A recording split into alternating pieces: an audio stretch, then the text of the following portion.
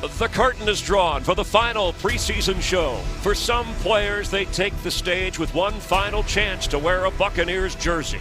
Who will step out of the shadows and make the coach take notice? Find out right now.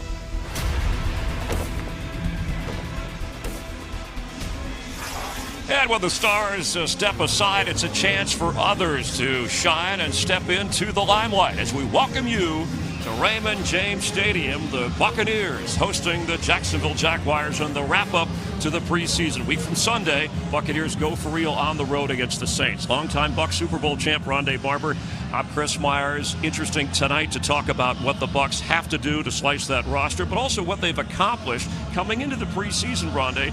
The talk was, how do we give all three quarterbacks the necessary work they need? And I think they're pretty happy with the results. I think they took an incredibly difficult situation and made it work.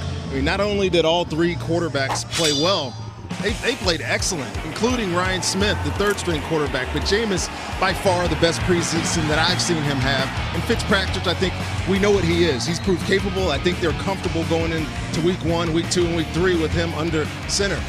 The interesting thing is, in the league that's going to two-quarterback system, Ryan Griffin has proved that he could play in this league, I think, with his preseason. And I would not be surprised if they keep three quarterbacks around.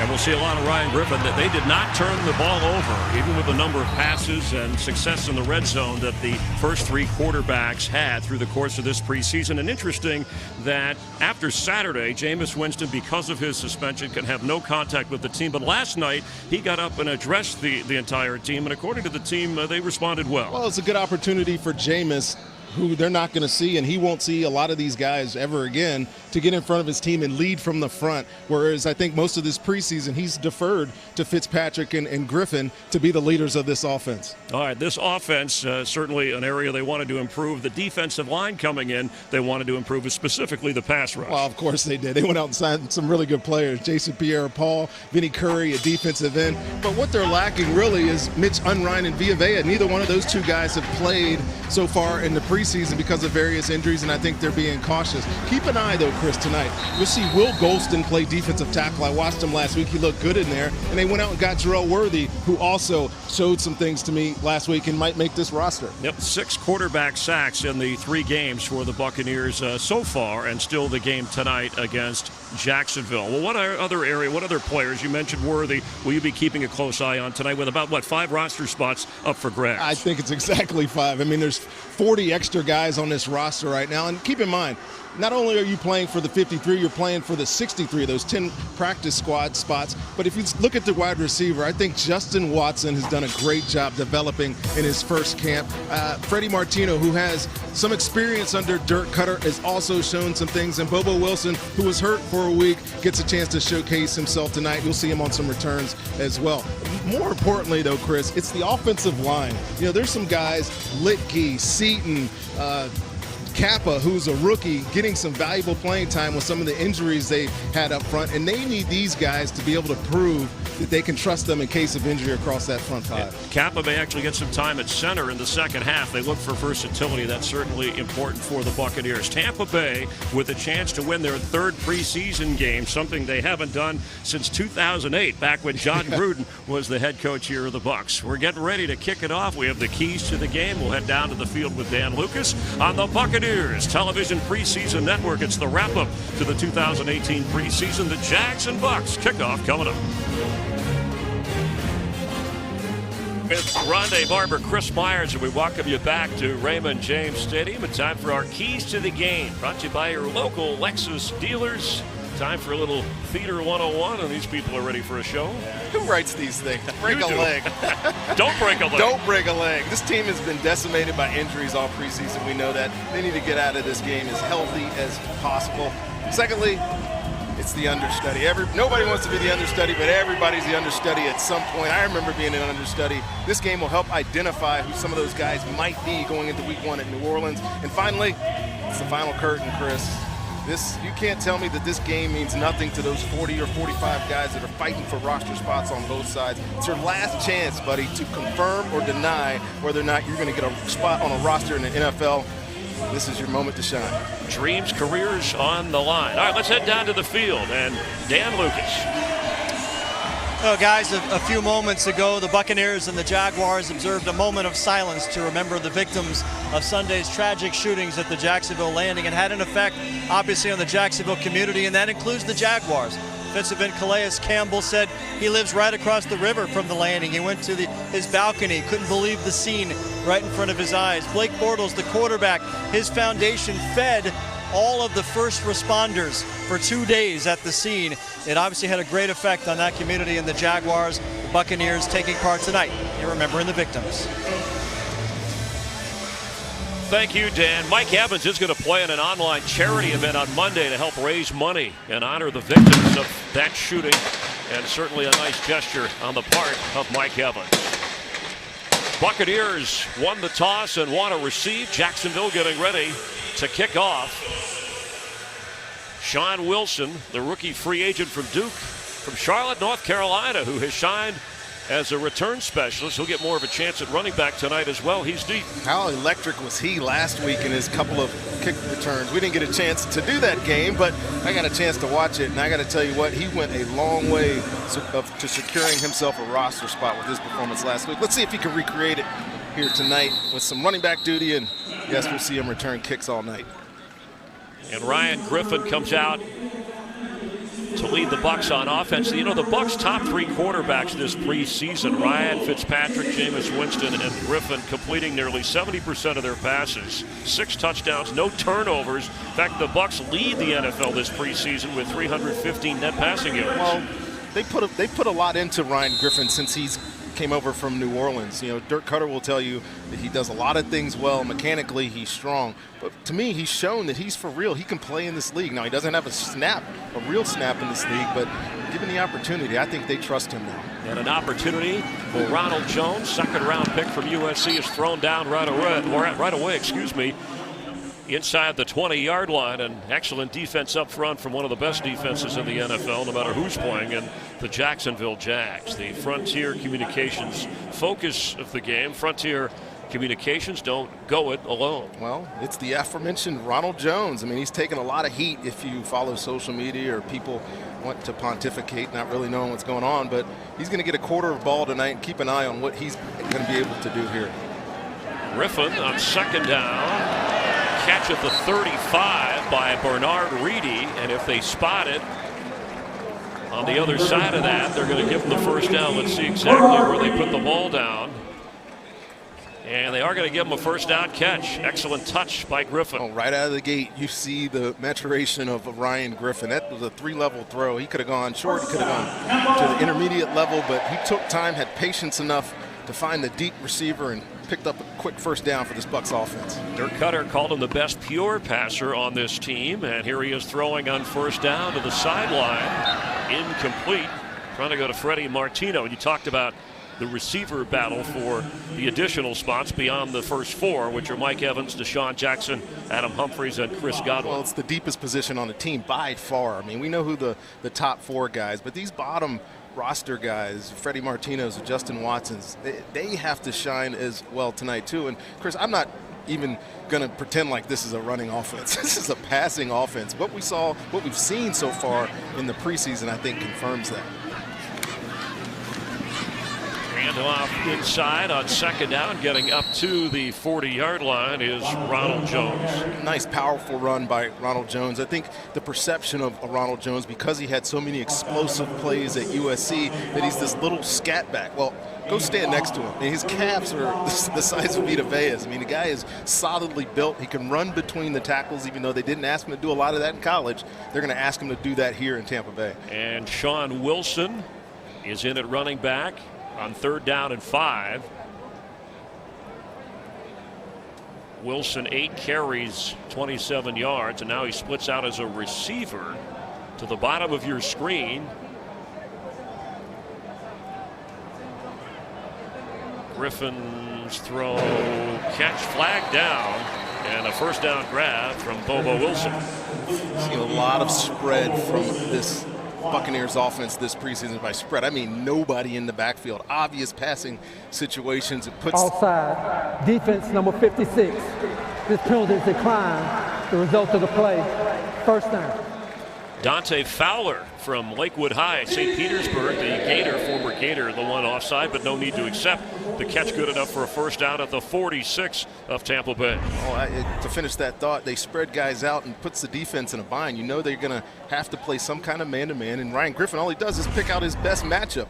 Bobo on a linebacker or safety down in the box is an easy throw and catch. Another first down, Tampa Bay. Opening drive for the Bucks on the move behind Griffin, who's set to throw again. Has time in the pocket. It collapsed on him. The low throw is incomplete for Anthony Auclair, reserve tight end. Anthony Auclair is an interesting story, right? He played in Canada. He played at the Alabama of Canadian college football. And really, he's Laval. He's more of a blocking tight end. I'd like to hear that accent, by the way. More of a blocking tight end. But he's shown, I think, this preseason and hasn't seen a lot of targets so far in games, but that he can be a receiving option on this team. And I think he's pretty solidly entrenched as that third tight end here. On second down, Jones misses on one and maybe gets a yard or two. Attempted tackle by this Jacksonville defense. How many tight ends do you think? Obviously, with O.J. Howard, Cameron Brate, you're set with those two. I think they'll keep four, with Poncho being the fourth really H-back. This is a great run by Ronald Jones now. Finding the ability to miss and somebody miss in the backfield, and then just, I don't want to say lower your head, but be careful getting low. All that, though, picking up some positive yardage out of nothing. Yeah, he did get 2 yards when it looked like he could lose yardage. So another third down and extra pressure coming. Griffin's throw almost intercepted, going through the fingertips. Quentin Meeks, rookie free agent from Stanford, had a shot. And out comes the punting unit on fourth down. Well, we're talking about this Bucs offense, how they're spreading the ball around, throwing it. Well, you have an incompletion or a short gain on first down. You run on second down. You're behind the sticks. You have to throw the football. And Ryan Griffin's just a little late on that throw, and Jacksonville's off. In his 7th year, there's Brian Anger ready to kick to Shane Wynn of the Jags. The 16, no fair catch, and he spun forward across the 25-yard line, an aggressive return before Jack Cicci of the Bucs makes the special teams play. And the Bucs will be on defense. We're going to look at Jacksonville on offense at a scoreless opening quarter. Temperature in the 70s here in Tampa at Raymond James Stadium. A rain shower moved through to cool things off a little bit earlier. Bucs offense, after moving the football, stalls, and after the 36-yard punt by Anger and a 9-yard return. Tim Cook in the backfield for Cody Kessler from the Jacksonville 25. And it is Tim Cook. Gets 4 yards before he's shoved back. Cody Kessler, sharp of the preseason so far, completing 80% of his throws with a touchdown and no interceptions. He was acquired in a trade from Cleveland in the offseason for a conditional 7th-round pick. Now, he had a tough start to his career, didn't he, Chris? I think he went 0-8 in his first start. Most quarterbacks do in Cleveland. But I think they're happy with him. You know, you talk to some of these Jaguar personnel guys, and you know he's a solid backup, and he'll be the #1 behind Blake Bortles all season long. And Cook carrying short of the 35, free agent from Oregon State, who's battling Brandon Wilds at the running back spot. Jarrell Worthy making the defensive play for the Bucs, and our Frontier Communications focus of the game on defense. It's got to be Noah Spence. Noah Spence, show us something, anything. This guy's supposed to be the designated pass rusher for this team. They're going to give him an opportunity tonight to prove that, not only on third down, but first and second down. He didn't play until the 46th snap last week, so I don't know if it was a message or motivation, but he's got to put some good stuff on film for this team tonight. On third down and 1, the pile moving forward before being shoved back. Again, it was Tim Cook, 3 straight runs by the Jags.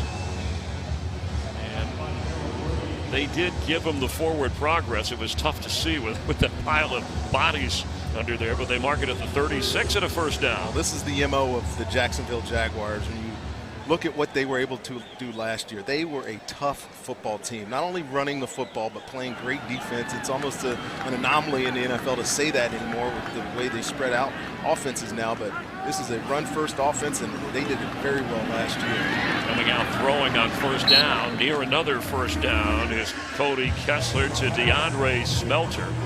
Yeah, this Jacksonville team under Doug Marrone, 10 wins to the AFC Championship game. Quite a rise, and behind the running of Leonard Fournette, TJ Yeldon, Corey Grant, the top 3 backs that we will not see tonight, but he'll have ready for opening day when they take on the New York Giants. We'll talk about this as the game goes on, I'm sure, when we get some free time, but they have built themselves a heck of a roster in Jacksonville. Wilds on 2nd down, needing a yard. The Bucs stuff him right at the 45-yard line.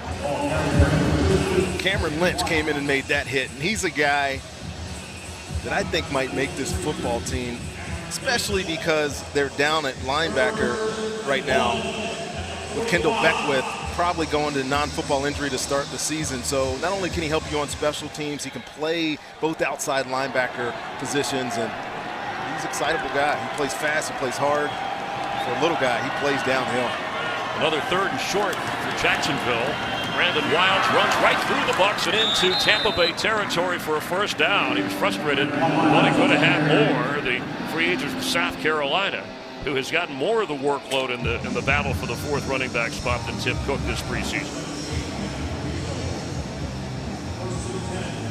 On a couple of short yardage situations, Jacksonville, old offensive line mentality from Doug Marrone, as Tim Cook is back in at running back.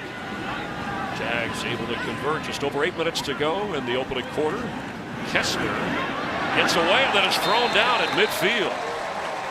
Pressure initially and then sacked by Nathan Bazata.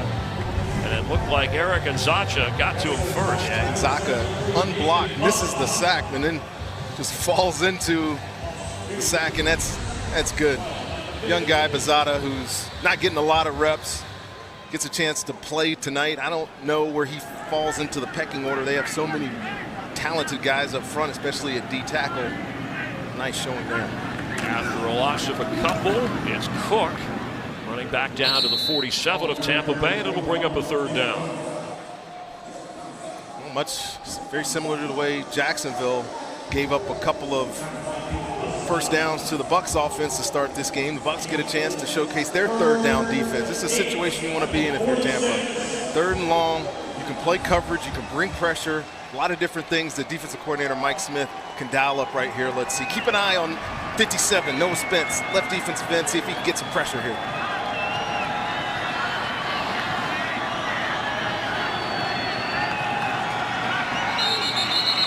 And a whistle and a flag as Kessler steps back. False start. Offense, number 76. 5-yard penalty. Still 3rd down. Will Richardson, rookie from North Carolina State, called for the infraction. Noah Spence had him nervous. He was twitching in his stance. Oh, man, it's a shame that was offside. I think Noah Spence would have beat him on an inside rush move. Instead, we got a 3rd and long here. This is ideal now. If you're the Bucs, you play coverage here, keep everything in front of you, make the tackle, get off the field. Need 13 yards for a 1st down. Kessler is going to dump it off short. Ben Koyak, the tight end from Notre Dame. And it'll be 4th down for Jacksonville. Devontae Harris making the play. Devontae Harris is a guy that they brought in. And again, I know there's a lot of competition at corner on this football team. Devontae Harris has come in and been impressive. I mean, the guy's been here for just a couple of weeks, and I think he might have a chance to make this football team. Young guy still, only a couple years in the league. Logan Cook is punting, and Wilson waving everybody away as it goes to the sideline. And a good kick inside. See where they spot it. Inside the 10-yard line, the Buccaneer offense takes over. Gerald McCoy will be hearing from him later in the broadcast. We'll chat with him down on the sideline on the Buccaneers Preseason Network. And this portion of the game brought to you in high definition by Nissan and the Nissan Model Year-End event. 2nd possession for the Buccaneers. A couple of 1st downs, the drive stalls. Never too early to become a Bucs fan. Stadium renovations continue, and that's so cute. I remember when my girls were that little, sweet and caring, and thought Daddy was the world. Well, they haven't changed. Hope Claudia, the girls are watching. Ronald Jones, the back, on 1st down. Oh, and he's smothered, brought down right away by Dante Fowler. Dante Fowler suspended for the first game of the season. That's why we're seeing him play tonight, and he is taking advantage of some of these young offensive linemen in the Bucs. And so when you talk about Ronald Jones and him not being able to get started, it's because of plays like this. And I know this is an inside zone. You're supposed to look for a guy, but Alex Kappa completely whiffs. You can't let a free guy go in a zone run offense, and Dante Fowler with a big tackle for loss there. 6 yards. Now it's second down. Back to Jones, quickly straight ahead, but no room there. And the offensive line, something you addressed in the open, Rondé, because of injury, is just you have guys crisscrossing everywhere. We know these are a lot of reserves, but probably more important because Donovan Smith unlikely to be ready with that knee injury for opening day, the left tackle. Yeah, and we'll see, Leonard Wester, who's been hurt all preseason. We'll see Cole Boozer, who's also been hurt, guys that could be competing for that left tackle spot, but they're young up front. When you look at Adam Geddes, who's playing guard center, playing center tonight. Kappa's just in the building. Seaton's been forced in some play, but the continuity's not quite there with these young guys, but have to show a little bit better tonight. And Sean Wilson fights to get more room on third down for the punter. Brian Anger on fourth down. He gets up across the 8.5, 9-yard line. And here comes Anger. That was just, let's not make any mistakes down here. Wilson, though, pretty good in pass protection. The free agent running back who has shown some ability. Yeah, he does a lot of things well. A little guy, but man, I tell you what, he's smart. He's tough. His body changed. If you read anything about him last year at Duke, he changed his body because he knew he had to take some wear and tear. Yeah, but those 3 runs, you just want to get out of the shadow of your end zone, give your punter, Brian Anger, some room to work with here. Last year, a 44-yard gross average for Anger, who booms this one. Shane Wynn flagged down as he runs back. He received that punt at the 40, and he's going to get knocked out at the 37 of Jacksonville. And the special teams play, Devon Redding, running back who was just picked up and added this week. Igwebuike, also 34s on this roster tonight. Sorry, Chris. that's Godwin Igwebuike.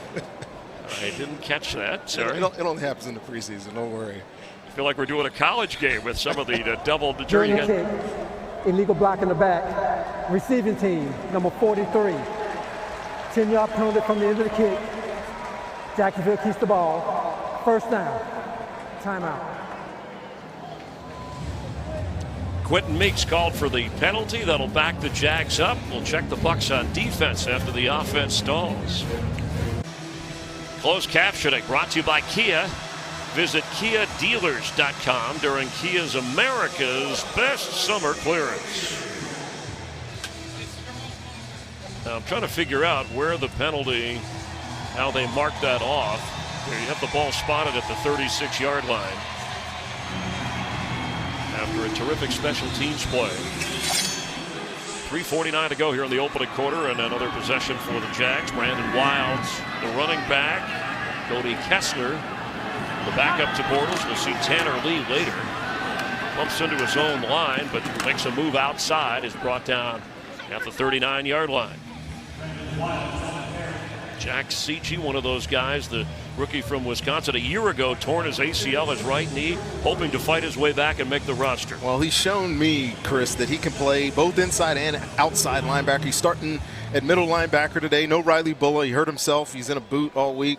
Don't know his status, but to me, he's just kept moving up the depth chart. We had him 2 weeks ago in a game, and I thought he played excellent.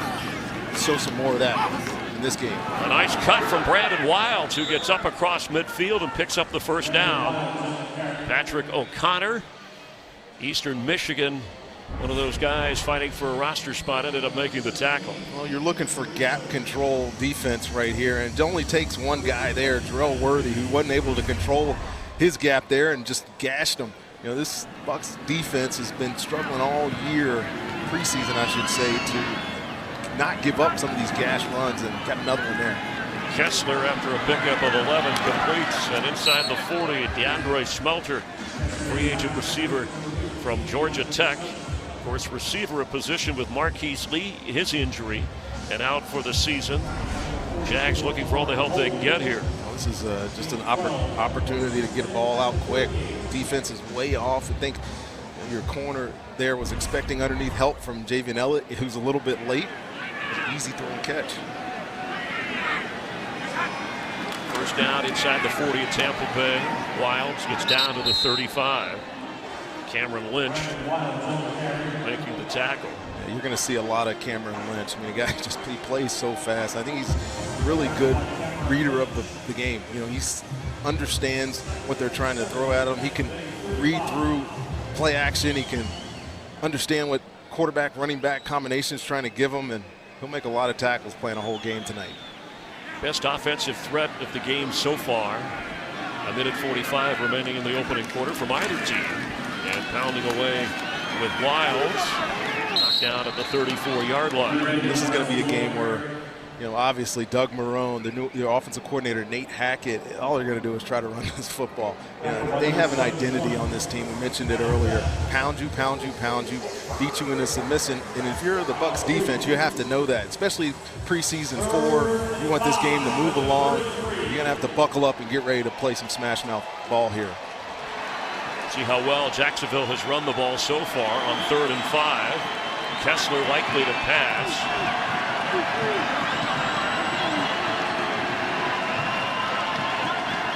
Bucs send extra pressure. He's got a moment. Sideline one-on-one, and almost a one-handed grab by Smelter. Amari Coleman on the coverage, and it'll be 4th down. Good coverage by Amari Coleman there. You know, they got 8 guys in the box. They're going to bring some pressure. Quarterback has a decision. Which guy do I want to take a shot at? He went at Coleman. Coverage was perfect. Long incompletion, sends out the field goal unit. Josh Lambo to try a 51-yard field goal. He's 0 for 1, 50-plus this preseason. The kick is up. And nailed it. 3-0 Jags. Josh Lambo puts Jacksonville on top with 52 seconds remaining in the opening quarter. Wonder if these stick carriers are here. I know they'll be in New Orleans for the opener a week from Sunday when the Bucs and Saints tangle. Hey, wake up to the morning news on your side. News Channel 8 today. Marco and Gail bring you breaking news. Lee and Meredith keep your day on track with weather and traffic on the 8s. Always on your side. Weekdays beginning at 4:30 in the morning. It's 4:30 a.m. Cook, that's early. Ready to kick off to Bobo Wilson following the field goal. Special teams. Another area players can save a roster spot, earn a job, or practice squad spot. Here comes Wilson. Spins out of the tackle and short of the 20-yard line where the offense will take over. And that scoring drive by Jacksonville, the first of the game, brought to you by Florida Blue. My kind of blue. To learn more, go to floridablue.com. A little bend don't break for the Bucs defense so far tonight. They've given up plenty of yardage through the 20s, but have found a way to buckle down when they've gotten down into the scoring area and force a punt, now a field goal, and now Ryan Griffin. They've only had 2 rush yards on 6 carries. Ronald Jones goes to the bottom of your screen. There was a receiver run, and something I know that they said he's improving at. The other way is Griffin for a catch across the 28. That's Bernard Reedy. Like I said, the offensive coordinators love this. Spread out the defense, make them get in a one-on-one matchup, and then just pick the guy that you think is better than the guy on the other side of the defense. Ryan Griffin's done that at least 3 times so far tonight. And he knows this offense to hurry up to the line. Jones carries and gets up near the 30-yard line. I think we're going to see a different offensive approach this year with the aerial attack a lot more. And yes, Peyton Barber is reliable on the ground, but you got to take advantage. How can you not? So many weapons on offense. You don't want to keep any of those guys off the field. See if they get the snap off, if Griffin wants to let the clock run down, and he does. So that's the end of the first quarter on the Hyundai scoreboard. The Jags lead 3-0 over the Bucs. It's the Hyundai Epic Summer Sales Event, and it's going on now. With Rondé Barber, Dan Lucas on the field, I'm Chris Myers. We're glad you're watching the Jags and Bucs.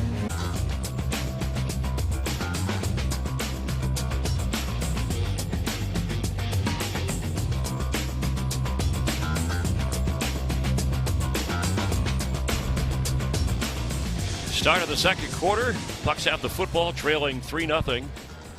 from their own 30-yard line on 2nd down 8. Ryan Griffin, who has started, and the Bucs will keep 3 quarterbacks throughout the entire season. Winston, of course, suspended for the first 3, so Griffin will back up Ryan Fitzpatrick, and here completing Bernard Reedy's 3rd catch of the game and gets up near another first down. Quick look at the first quarter statistics. Brought to you by Publix, where shopping is a pleasure. Well, they haven't been able to do anything running the football. How about stopping the run? Stopping the run either.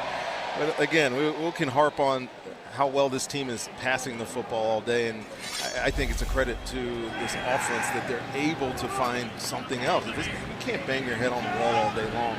Find your best options outside, throw some passes. Your quarterbacks have been excellent this preseason. Yeah, no turnovers from the top 3 quarterbacks, and there to Bobo Wilson. Griffin delivers again. First down in Jacksonville territory. Now, Todd Monken calling the plays during the preseason, the offensive coordinator, and Dirk Cutter will call the plays once the regular season starts. The head coach who made his name by calling plays, but Monken wanted a chance to do this. He helps put the game plan together. They all work on this together on offense. I think it's mutually beneficial for both of those guys. Griffin with time, overthrows, and he had Justin Watson with double coverage. Oh, you talked to Dirk Cutter, and of course he's a play caller. That's what he's always done. He was a play caller here in Jacksonville. Obviously his big success in Atlanta working with Matt Ryan, and it was a challenge his first couple of years with Jameis Winston. I mean, the guy was careless and reckless with the ball at times, and I think from preseason it looks like he's corrected that. He's taken that next step to being a better pro. But this offense so far this preseason has showcased the ability to move the ball through the air over and over and over again. And I got to think that this is going to be a pass-first offense. Use that to set up a run game. Jones in at running back and passing again. There is Justin Watson, the rookie from Penn.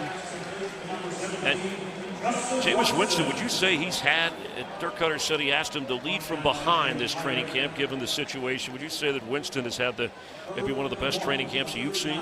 By far. Without a doubt. They said he's been throwing the ball the best. Hey, Vince Carter. I know he was at practice the other day. He's at the game too. He's not working. Looks like he can still play. He can still play. He's 22 years in for the Hawks. He's still going. But yeah, I think Jameis has had an excellent preseason, finding targets and just being smart with football. You mentioned it, I think, numerous times as they pick up a first down here on 3rd down run. Just how protective of the ball they've all been. No interceptions, really only a couple of balls in harm's way so far, and it's encouraging. You go into this season with Jameis being down 3 games. Ryan Fitzpatrick is your starting quarterback. Ryan Griffin a snap away from being in the football game. So you need to develop these guys, and we mentioned it in the open. I think they've done an excellent job getting all 3 of these guys ready. On first down, Bobo Wilson, receiver running, and toward another first down, the sideline he goes. Well, I got to tell you, you're looking for that 5th, possibly 6th receiver spot. I think they're going to keep 2 of these guys. These guys are showcasing it tonight. How confident does Bobo Wilson look with the ball in his hand, catching the ball? Justin Watson, we just saw him with that reception. And this is a play every team has in their playbook, little misdirection, short motion to receiver, and give him the ball and let his athletic talent take over. Nice big game for the Bucs offense to get them into the scoring area. A pickup of 21 yards. Jones in the backfield from the 16 of Jacksonville. Best offensive threat from the Bucs. There goes Jones as a receiver. Bottom of your screen, empty backfield for Griffin. And we got a whistle.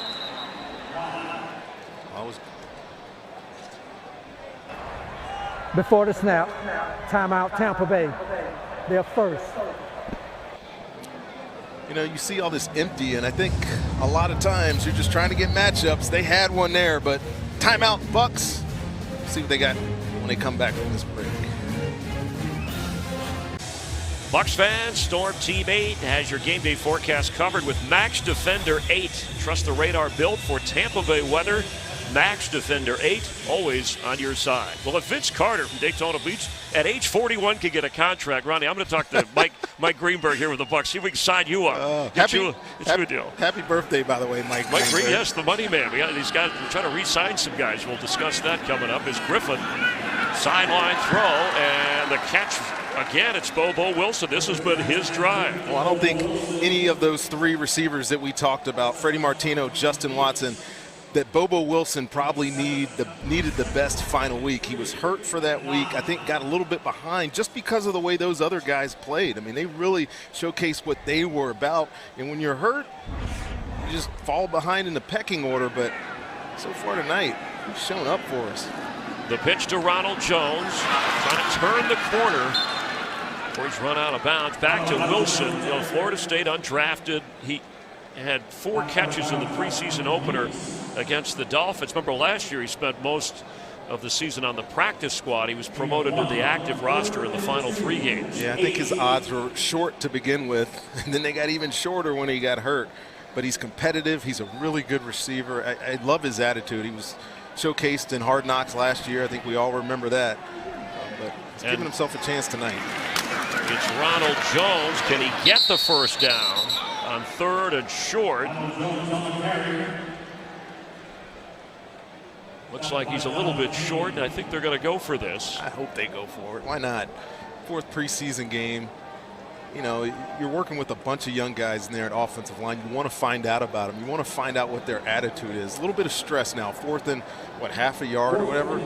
If you can get it into yourself, Adam Geddes up there, Leonard Wester, these guys up front, Kappa, Alex Kappa, get a little push, get a first down here, keep this drive going. Griffin to throw on 4th and a half a yard, completion and a first down. Alan Cross. Or you can do that. The aggressive play calling of the Monken-Cutter combo. Or you can pretend like you're going to get an I formation, reduce the formation, and then just a little play action reverse pivot to the fullback. Alan Cross, who we found out earlier in the preseason has great hands, was a great receiver in college, which we didn't know. Showcasing that again, first down inside the 5. This is well, we knew, we just didn't tell everybody. I didn't at know. Memphis. You may have known. I didn't know. It was in the research, but I love that. It's the little things in the 4th preseason game you get excited about. On 4th and 1 a throw as Jones powers forward, and it'll bring up 2nd and goal.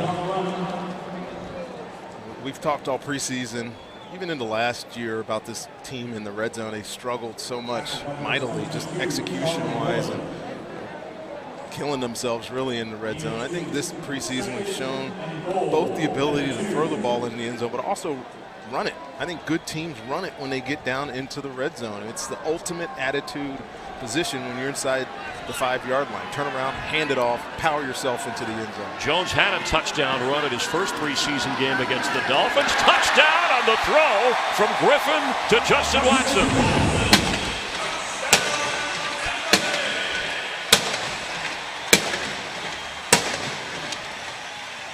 Well, great drive by the Bucs here, and it all starts with the arm of Ryan Griffin. This was a run play. You'll see the offensive lineman fire out, but he sees the one-on-one matchup outside. Justin Watson is way bigger than the Jags corner, Jalen Myrick there, so why not give him an opportunity? Touchdown Bucs. Great drive. Myrick battling for that 6th corner spot along with 7 other players for Jacksonville. Chandler Catanzaro, who's missed a couple extra points this preseason, nails that one, and there's different reasons for that. They're trying a new long snapper tonight as well. And that was Garrison Sanborn on the snap. The touchdown to Watson. Greg Hartog, Karen, so pays to know people in the TV industry. Hey, raise the flags this season at the home opener against the Eagles on Sunday, September 16th here at Raymond James Stadium. All the fans that attend will get a Bucs hat presented by Raymond James. Get your tickets tonight at Buccaneers.com/tickets. The home opener. Jalen Myrick back to receive Catanzaro's kick. After the Bucs, Ryan Griffin throws his 4th touchdown pass of this preseason. He'll be backing up Ryan Fitzpatrick in the first 3 games of the regular season. Into the end zone. He's coming out. Myrick straight ahead. Across the 26-27 yard line. Let's take a look at that Florida Blues scoring drive. And it was impressive. Almost 6.5 minutes. And Griffin, the cool hand. And I like what Dirk Cutter said about Ryan Griffin, that he works so well with young receivers. He did with Watson, and obviously when Ronald Jones, the running back, was put out as a receiver. for a young quarterback who's never played a regular season snap. We say he's young. He's 28 years old. He's been out of college for 6 years. I mean, you could have argued last year before he got hurt, that he was battling then for the backup quarterback position. He's showcasing himself this year. He looks great. Tim Cook across the 31-yard line, and when I asked Dirk Cutter if he had any doubt, should he be pressed in to play in the regular season, he said, no, I'm comfortable with it. I think he can handle whatever we throw at him. Yeah, he was quick to say no. No, he can go. You know, young guys, you find yourself behind talented players. He was behind Drew Brees in New Orleans. Comes here, he's behind Jameis Winston, and whoever the backup quarterback has been, Ryan Fitzpatrick. You just don't get the opportunity. Throw from Kessler incomplete. But it is amazing that you go this long into your career and don't have a pro snap and you're still on a roster. That says a lot about him. And here's Noah Spence. Easy pressure, just get upfield, force the pocket to move, get incompletion, sets up a 3rd and about 7 for this Bucs defense, and he's showing a little bit. 2nd round pick, 2016. 3rd and 6. Kessler from the Jacksonville 31-yard line. Extra pressure is picked up, and he's got an open receiver. Knocked backwards short of the 1st down, right at the 35-yard line.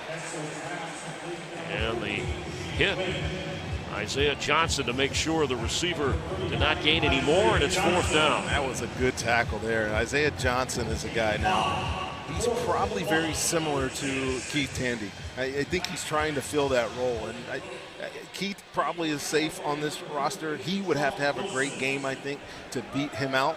But Isaiah Johnson has shown some really good tape for the past 2 games. He's got an opportunity to play. Sean Wilson waiting for the punt. Fair catch called for right at the 20-yard line. Bucs offense will take over after the last time they had the football. They marched in for a touchdown. I want to say hi to all the Buck fans joining us on News Channel 8's coverage of the Bucs and the Buccaneers preseason network in Orlando on Fox 35, Fox 51 in Ocala, Gainesville, Fox 4 in Southwest Florida, Fox 49 in Tallahassee, News 13 in Panama City, News 5 in Mobile, and WZDX in Huntsville.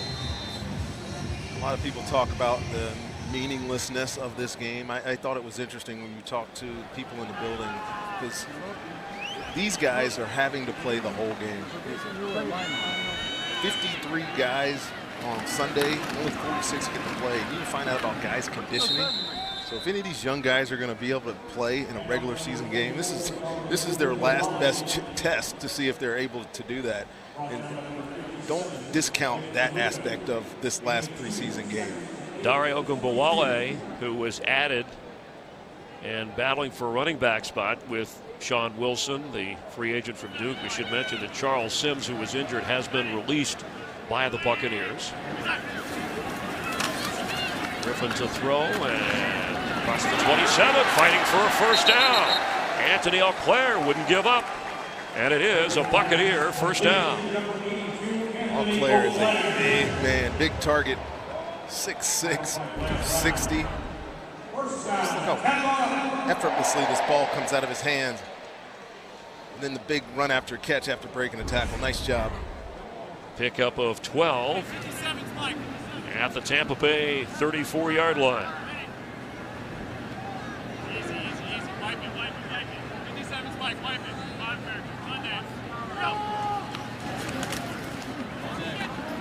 Incomplete.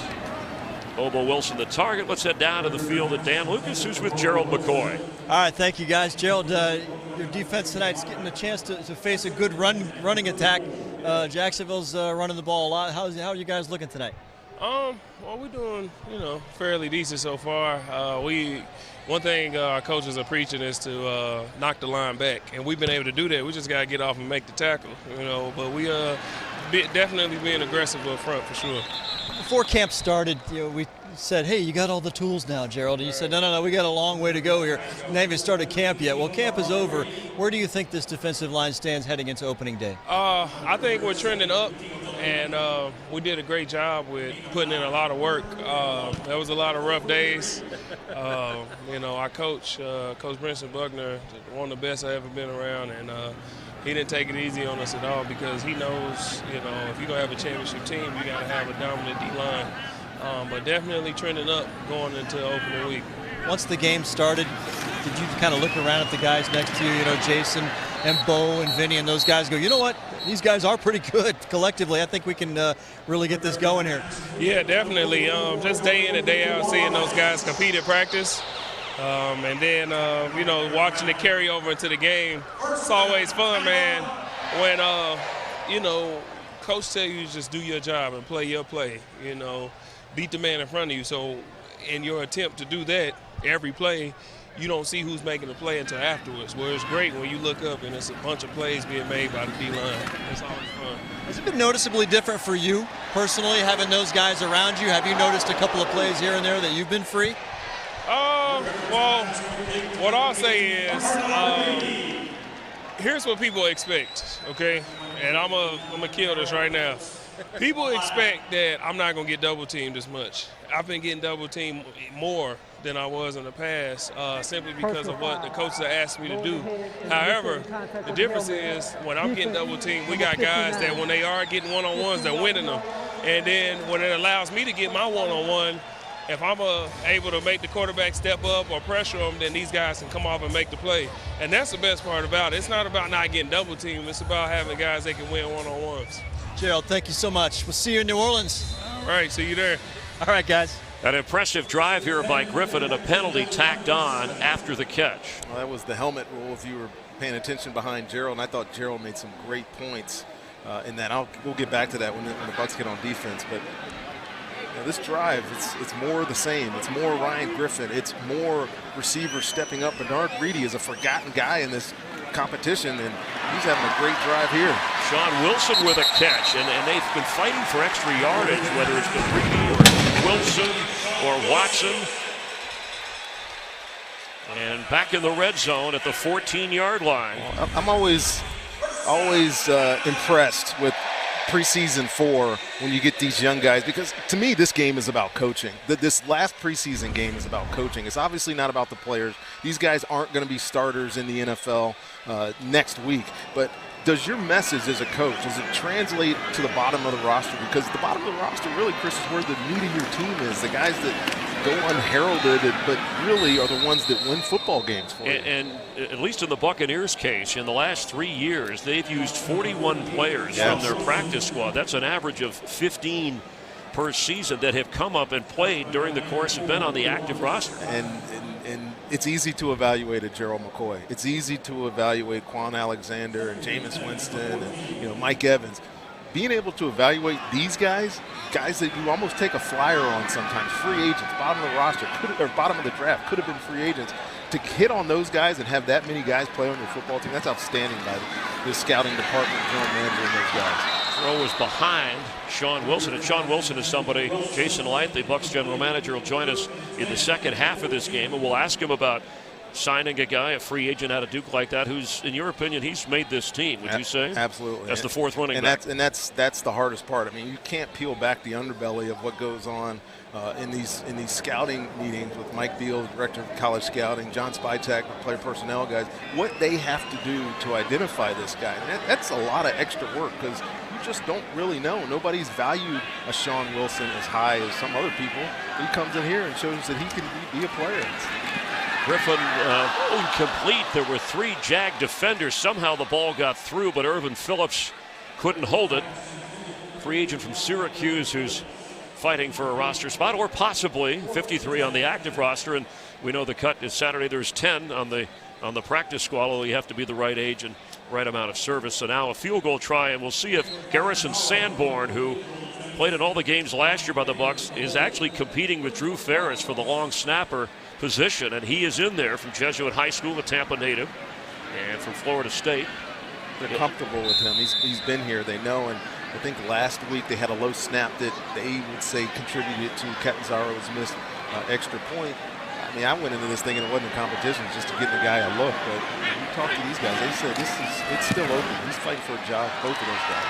Snap kick and good from 31 yards away.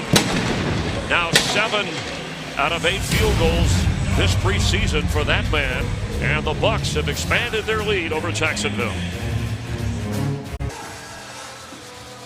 Get your afternoon news at a time just right for you with First at 4. Josh Benson, Stacy Scheibel, always on your side, weekdays at 4 on News Channel 8.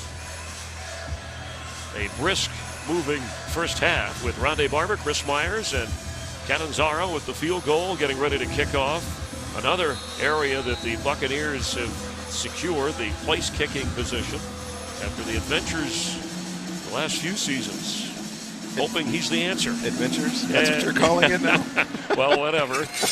And his kickoffs have been terrific too. This one, no chance. Back of the end zone. Out to the 25. Jacksonville on offense. Take a look at the Florida Blue scoring drive. And Griffin on that in this game. 14 out of 21, 124 yards and a touchdown, but some key passes with the penalty to set up the field goal. He's looked good. Again, it's not a surprise now. It's like if you see it once, it's kind of an anomaly. You see it twice, like, oh, maybe. You see it now 4 times in a row in the preseason. And you got to say that, look, this guy's back from his shoulder injury that he suffered last preseason. Thought he had a great offseason. Everybody said so. And he's been really, really good so far in his opportunities. 4 games this year. See what Tanner Lee can do as he hands off to Brandon Wilds, gets up to the 29. Tanner Lee coming in for Cody Kessler, 6th-round draft pick from Nebraska in the preseason limited play, 4 out of 8, but started for Tulane in his hometown of New Orleans back in 2014 and 15, but finished his college career at Nebraska. And most teams, as you said, a trend of keeping 3 quarterbacks. We'll see what Jacksonville decides to do behind Bortles and Kessler.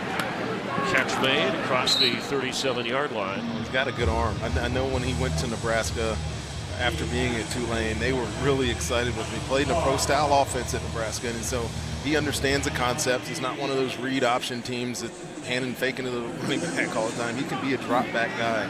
And I know they were excited to add him to this roster, see if he has enough to stick here. Completing the pass to Allen Lazard and then the run to Wilds. Tanner Lee is 6'4". And Jacksonville will have all 3 of its timeouts and the 2-minute warning, depending on how Doug Marrone wants to play this from the 38 of Jacksonville.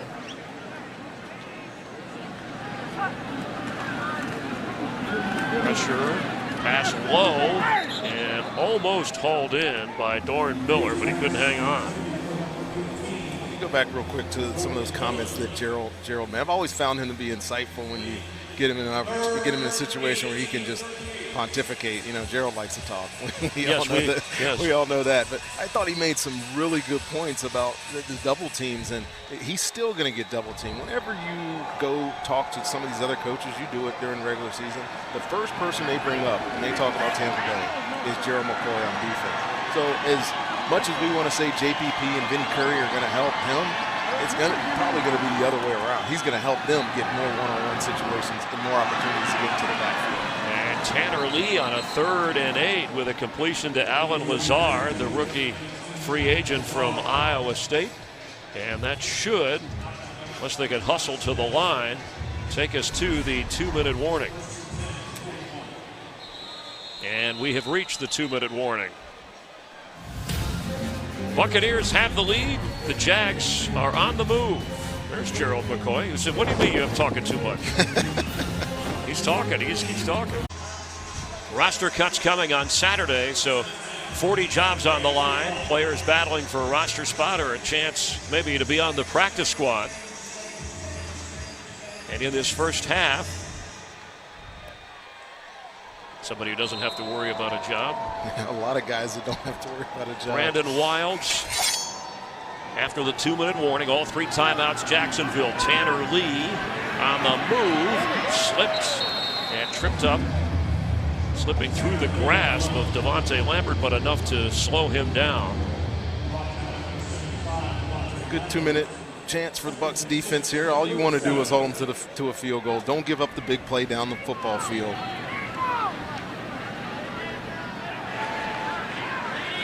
Lee picked up 4.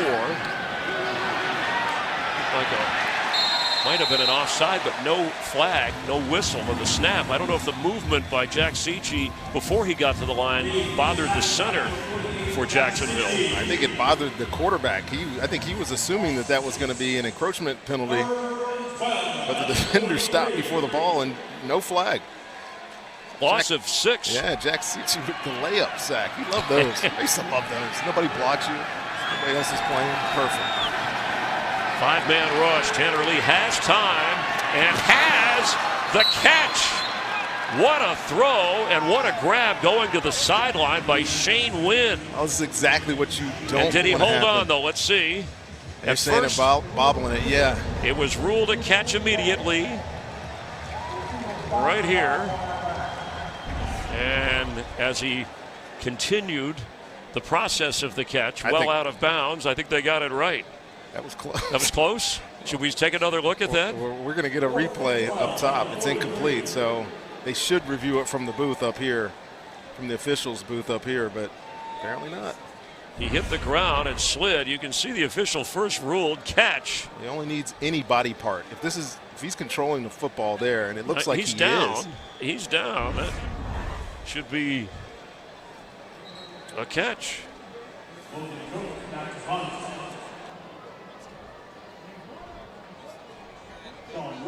And it looked like, the deeper official changed what was initially ruled by I guess we call it the official closer to the line of scrimmage.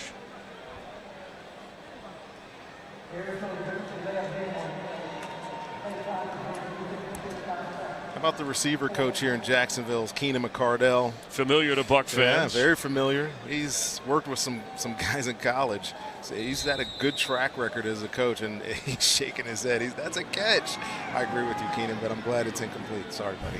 Your Buccaneer bloodlines. So 4th down after all that on a high punt. Wilson lets it go. It bounces, and the Jags will down it inside the 10-yard line. Later in the game, you'll have a chance to vote for the Pro Balance Protein Water Player of the Game. Go to WFLA's Facebook page, and we'll announce the candidates. Brought to you by Pro Balance Protein Water, not just another sports drink. You and I got to have a little. They had the coconut water. They had the raspberry, blueberry. Blue raspberry. It's all good. Hey, I saw Jalen Ramsey, of course, inactive over on the Jags sideline. And as you, who played the position a long time, have the numbers, and one day you'll be in the Hall of Fame. He talks like one. For his comments, I want to ask you about what he was quoted as saying and didn't back off about his honest opinion of quarterbacks around the league. Some complimentary, calling some trash. Very candid, very open.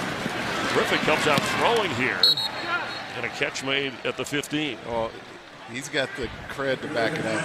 Him and A.J. Boyer are probably the best. He's duo. only in his 3rd year. Him and A.J. Boyer are probably the best cornerback duo in football right now. They are so good. And obviously, if you want him not to talk, you got to go out and beat him. His confidence is off the charts. I can't wait to do football games with him just, because of that swag. I mean, he's good for football, I think. Buccaneers on the catch will call a timeout. So it's okay to be that honest. You would never do that. Well, let me put it to you this way. I probably thought that about a lot of guys. I would never tell anybody publicly about that. John Lynch used to joke with me all the time because we'd be in meetings and we'd be talking about this guy, receiver or quarterback, and I would, that guy stinks. And really, what you're trying to do, this is the way I looked at it. What I was trying to do, especially a guy who was really good player, you're just trying to find a way to identify a weakness in his game, because you go up against a Peyton Manning, for instance, and he's such a good player. Drew Brees, he's such a good player. You got to find something, and if you can tell yourself in your mind that, hey, this guy isn't as good as everybody thinks he is, it gives you personally a little bit of advantage. And he's just taking it to the extreme. And here comes a flag on a deep throw. Yeah, and I'd worry too about motivating a quarterback who may be not a superstar, but one who says, this is my chance to shut this guy up. Yeah. But if he can back it up, he went to the championship game, or the Jags did. Pass interference, defense, number 43. Spot the contact, automatic, first down. Quentin Meeks was called on the infraction against Irvin Phillips, who was trying to get downfield. Well, let me tell you what, his job is significantly easier at corner because of what he has up front. And also because of Boye on the other corner, right? That is two good safeties. You got Yannick Ngakoue at one defensive end, Calais Campbell at another. This team is stacked on defense. Both of their linebackers are outstanding football players, Telvin Smith and Miles Jack. I mean, there's a reason they're good. It has nothing to do with the scheme. It has to do with the players on that roster. And when you have success, I mean, grant yourself the ability to say what you want to. And Nick DeLuca almost had an interception on an underthrow from Griffin, who, again, the top three quarterbacks, Fitzpatrick and Winston and Griffin, as much as they've put the ball up this preseason, have not turned the ball over. Well, that was the first real bad pass that we've seen, bad decision that we've seen from Ryan Griffin tonight. It's interesting that they're trying to move this ball down the field and get themselves in field goal range, possibly for a long field goal attempt by Catanzaro. Griffin has time underneath. Alone is Sean Wilson. And they're going to have to call timeout quickly as he gets to midfield with a first down. Sean Wilson, he was slow starting with the hip pointer in the first preseason game, or the hip problem, but everything that the Bucs said that they saw that they liked about him, he has shown on the field for Dirk Cutter. Well, he can be a change of pace guy. He can obviously contribute in special teams. He's so quick. He has great leverage as a runner. He's really explosive. You get him in space, and he's dangerous. I mean, you don't have that dynamic. I know Ronald Jones has that kind of reputation as being that guy, but this guy may be even quicker and faster than him. Honorable mention, all ACC as an all-purpose back in 2017. He surpassed 2,000 career rushing yards for Duke. And never more than, I think, 800 or so. It just shows his versatility. He was an all-everything guy there.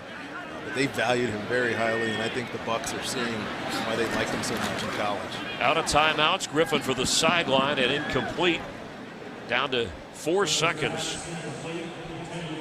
Touchdown pass from Griffin to Justin Watson and a Catanzaro field goal. Jacksonville with a Josh Lambo field goal, and that's the scoring in the game so far.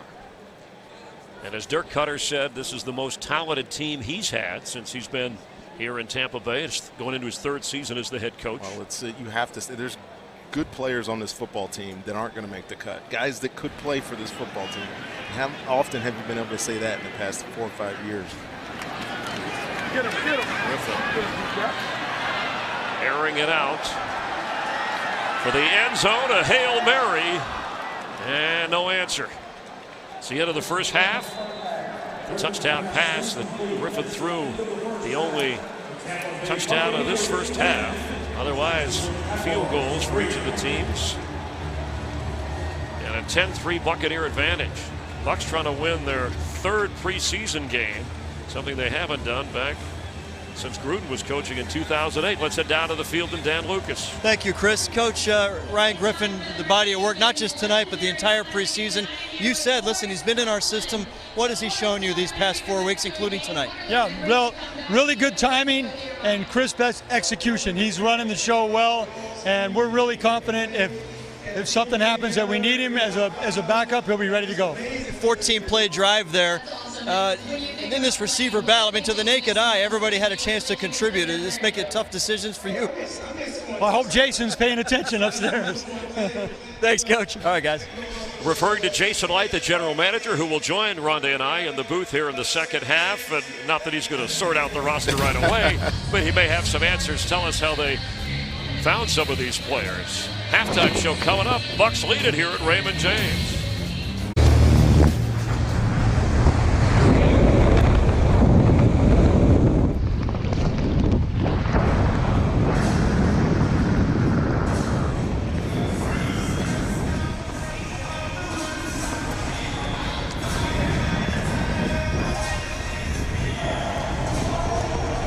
MacDill Air Force Base to Raymond James Stadium, wherever we salute our troops across the country and around the world. Rondé Barber, Chris Myers, as we welcome you inside to the final preseason game of 2018. I'm looking at the run pass numbers, 27 pass attempts, 14 run attempts. I don't care whether it's first, second, or third string out there, Ronde. This is the wave of this Buccaneer team going forward, at least in the season ahead. Well, this is Todd Monken's way, that's for sure. He's got free reign, and I think he loves what his quarterbacks have been able to do. But most importantly, Chris, I think he really likes what his receivers are showing. I mean, we're talking about guys that are going to be 5, 6 practice squad guys on this unit out here just balling, playing well, doing everything that they have asked them to do. Justin Watson, to me, I thought he started camp really slow, Chris. He had some drops. He didn't look the part. But these last 3 weeks, he's really come into his own. I'd be shocked if this guy isn't the 5th receiver on this football team. And we all know that he is a hard worker, will work on special teams, and expect a lot of big things. He has the prototype. He looks like an NFL receiver to me. Another booming kick from Catanzaro. Don't forget Bar 76, the new premium sports bar restaurant. It's here in the East Club Atrium as they continue the renovations here at Raymond James, the 4th phase. And coming soon for the season home opener, Buccaneer Beach. Kind of down at the end where they'll have an outdoor beach-themed area, the South Plaza entrance. You can hang out and feel like you're at the beach and at an NFL game all at the same time. Fans getting ready for the regular season a week from Sunday. And a lot of additions to this stadium, improvements, west side, now east side, outside. Super Bowl will be here in 2021 after Atlanta and South Florida, Miami, as Brandon Wilds carries to start the second half for Jacksonville. Cody Kessler played most of the first half at quarterback, and then Tanner Lee taking over. And Wilds and Tim Cook have run well against this Bucs defense, just haven't been able to get close to the end zone. I think that's a credit to what the Bucs have done once they've gotten down into the red zone, or the near red inside the 30 and 40-yard line. They've really buckled down, played some tough defense. You've seen Mike Smith, defensive coordinator, bring some pressure and stood up when they've had to, and that's all you can ask for these young guys. Tanner Lee, sideline. Oh, he got his fingertips on it. His feet are in. Ruled a catch. Monte Crockett. And there was an earlier play where Jacksonville had a catch that was waved off, but this one is good by Crockett. And Marco Myers here playing corner. He lost that battle at the line of scrimmage. He was out of phase from the very beginning, and that was an excellent throw and catch down that sideline. And we just talked about them being in this situation, high red, right outside the red zone, 12 yards till they get to the 20. See if this defense is able to step up right now. Good looking touch throw from Lee, and every receiver catch for Jacksonville is a big one given their situation as Wilds carries. Yeah, it'll be interesting. You know, week one, no Marquise Lee. It's you read the press clippings, it's all by committee. Keelan Cole, Dede Westbrook, Dante Moncrief, who they went out and got from Jacksonville on a one-year prove-it deal. And then they got their rookie, DJ Chark, who we didn't see, but I think he's had a good preseason as well. So, I mean, I think they can survive it. They're really a run-oriented team anyways, and those guys can be possession guys. This team can get back to where they are. They're going to win on defense. Yeah, and for all the heat that Blake Bortles took, the guy won a couple of playoff games. Was a win away from the Super Bowl with this Jacksonville team. Tanner Lee, that same kind of throw, and tripped up. No flag. Marco Myers again on Monte Crockett. They're the same two that we saw a moment ago when Crockett won out. I think they like that matchup. I think they think Crockett can outrun Myers over there. Whenever he's in bump coverage on the line of scrimmage, he's got to expect that they're going to take him down. It's twice in a row. And I know that was incidental contact, but I got to tell you what, Chris, when I used to be in that situation, they would call that. I would purposely try you would to get like into their legs and make it look incidental. So good job, Marco. All right, little disguise. Marco Myers from Orlando, Florida, played at Southeastern. No relation. No relation. Until he makes a big play, then I'll want to hang out with him. Slide by Tanner Lee. Let's see where that is in terms of first down yardage. He picked up enough to get it and keep the change moving for Jacksonville. Come out of halftime, you never expect or want a slow start on defense, and a couple of big plays, big run to start, big pass to get them down here, and now the Bucs have to stand up. Look for somebody on this defense. If you want to make an impression, right, you get down into the red zone, somebody on this defense, if you want to stand out to your coaches, make a play right now. From the 18 of the Bucs, it's Tim Cook. Gets a block, and Myers got him by the ankles and wouldn't let go. That was a good tackle. You know, Mike Smith's defense, the corners are going to be asked to make plays just like this. And, a lot of offensive coordinators do this. They crack down, put the corner in a one-on-one situation and ask that question of that corner. Are you willing to stand in there and put your face on somebody and make a tough tackle? And Marco Myers did a good job there. And but more to work with for Mike Smith on this defense with the additions of M.J. Stewart and Carlton Davis, the rookie. We'll talk more of the rookie defensive backs drafted. As Lee has time of the pocket off the hands and almost intercepted. Alan Lazard was the Jacksonville intended receiver. We'll be talking to Jason Light a little bit about all the draft picks and how well the Bucs did in that area. You think all of those will make this roster, the entire?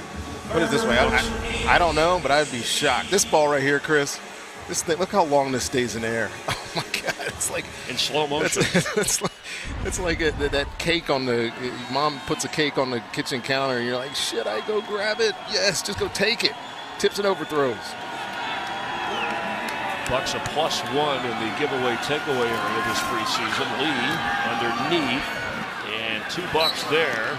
Ankle tackle again by Marco Myers. Outside the 11 is Scott Orndoff, one of the reserve tight ends, made the grab.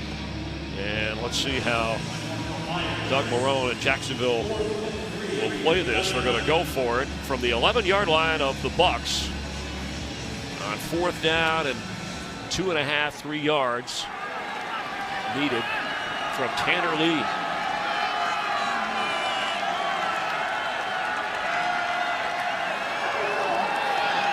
Extra pressure coming and open receiver. Catch made at the 5-yard line. It's Crockett again. Brought pressure, and of course Mike Smith brings us. I don't think any coach in football brings pressure in the red zone more than Mike Smith, especially on long 3rd and 4th down opportunities. But 3rd and short there, you would love to see the corners a little closer to the line of scrimmage if you're me. Quarterback's going to identify that pressure is coming. And all he's got to do is get a quick ball out. The receiver's on the same page. That's exactly what happened there. And all he can do is come up and make a tackle. See how the Bucs defense plays it. Things tighten up a bit. 5 from the 5-yard line of the Bucs. Tim Cook the back. Tanner Lee on the move. End zone throw and knocked away. Incomplete. Devontae Harris on Scott Orndoff. Well, it was a good job by your linebacker there, 52, if you can see him, Nigel Harris. That's where that ball wanted to go, and then late he has to come back to the guy Devontae Harris is covering, and well played. Eye discipline is so crucial down here in the red zone. Quarterbacks are going to want to misdirection you. They want you to have just an ounce of space. There's no room to work with, so just a second off, and it's a touchdown. It's a good job by the defense there. Tim Cook.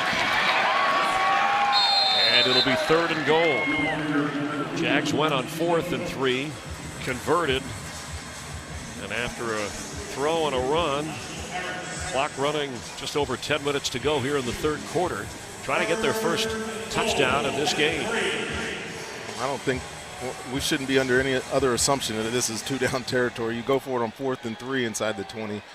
They're going to go for it twice here as well. Get a stop here first and handle it there.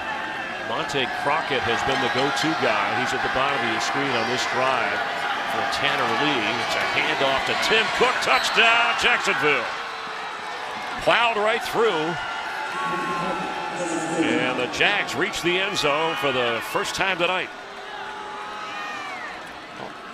Now it looks like they may go for 2 here instead of kicking the extra point. Yeah, inside zone run play here. Just you get the double team up front. You don't have enough weight and push up front that Gerald McCoy talked about, getting that push off the line of scrimmage from the defensive line. And nobody else there. They had spread them out with those 3 receivers out there, so there's 1 less guy in the box, and pretty easy score there. Nice looking drive by Jacksonville. And Cook at 240 pounds plus. Once he got motoring, nobody was stopping him, so they're going to try for 2 to take the lead. Tanner Lee has all day, and incomplete. Coverage was good. Looked like he could have waited even longer or maybe tried to run that in. But the conversion fails. Jags reach the end zone, but the Bucs still lead it 10-9, 3rd quarter from Raymond James. 9:46 to go in the third quarter. The Bucks hanging on to a 1-point lead. The Florida Blues scoring drive, a dozen plays. They went for it on fourth down. Got the touchdown later in the drive. Tim Cook scoring, but missing the 2-point conversion. And Jacksonville within a point. It's Bobo Wilson, who's been busy at receiver, gets up across the 26-yard line. See if the Bucks, and they are, sitting Ryan Griffin after he played the entire first half. And Austin Allen, the undrafted free agent, comes in at quarterback. Played the last 2 games, 2 for 2 in his debut against Tennessee, and then he was just 1 out of 7 with an interception in the loss that against the Lions here that looked like the Bucks had it all wrapped up. You see his measurables there. He's a shorter guy, but has a good arm. I like to say he's a gamer. It'll be interesting to see if Todd Monken sticks to the game plan we've seen all day, or if he turns around and hands the ball, which of course he does. And there he goes, Dare Ogunbowale. And Alex Cappa, the rookie from Humboldt State, the 3rd-round draft pick, trying some center. Well, you get only 7-8 guys usually on Sundays to play, and you got to identify guys that can play swing guys. I mean, obviously it's been Evan Smith here for a lot of years. Adam Geddes was playing center earlier in the game. He can be a swing guy at center and guard too. So this is Alex Kappa's turn to see if he's got what it takes. Allen slips through and gets up across the 31-yard line. Made something out of nothing there.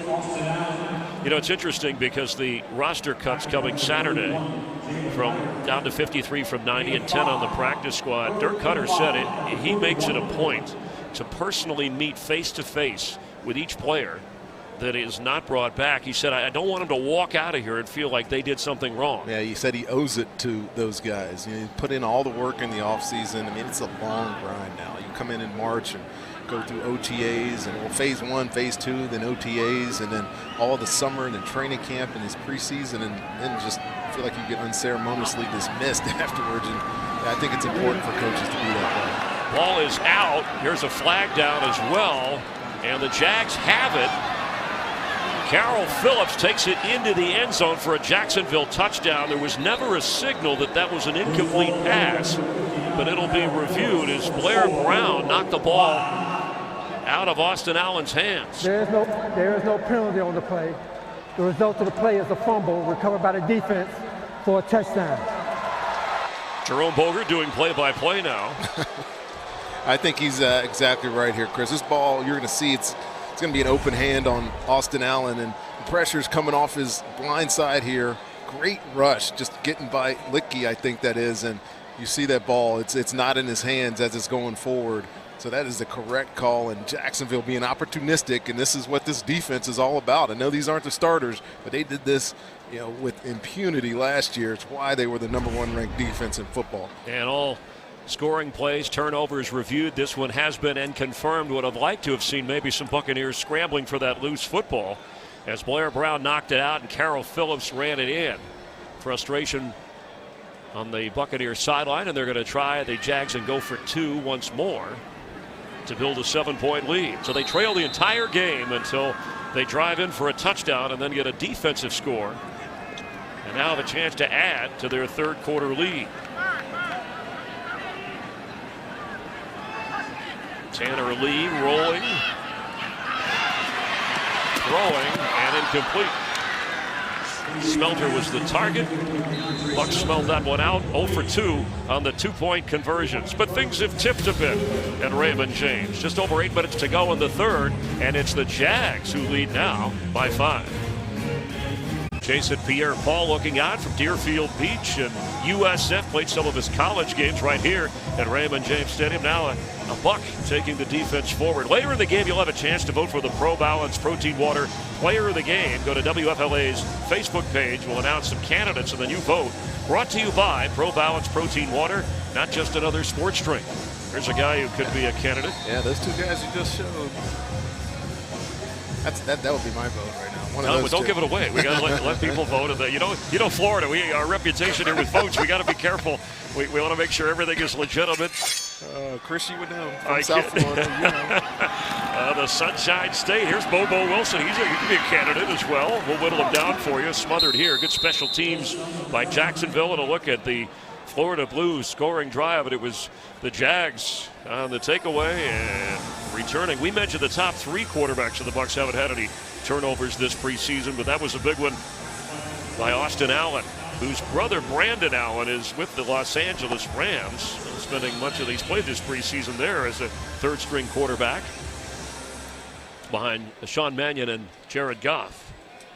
Dare Ogunbowale is the running back for Austin Allen. Sean Wilson played much of the first half, most of the first half at running back, and there he goes.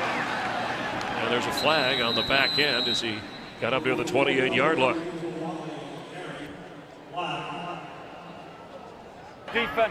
Holding, defense number 54. 5-yard penalty added to the end of the run. Automatic first down. Eli Ankou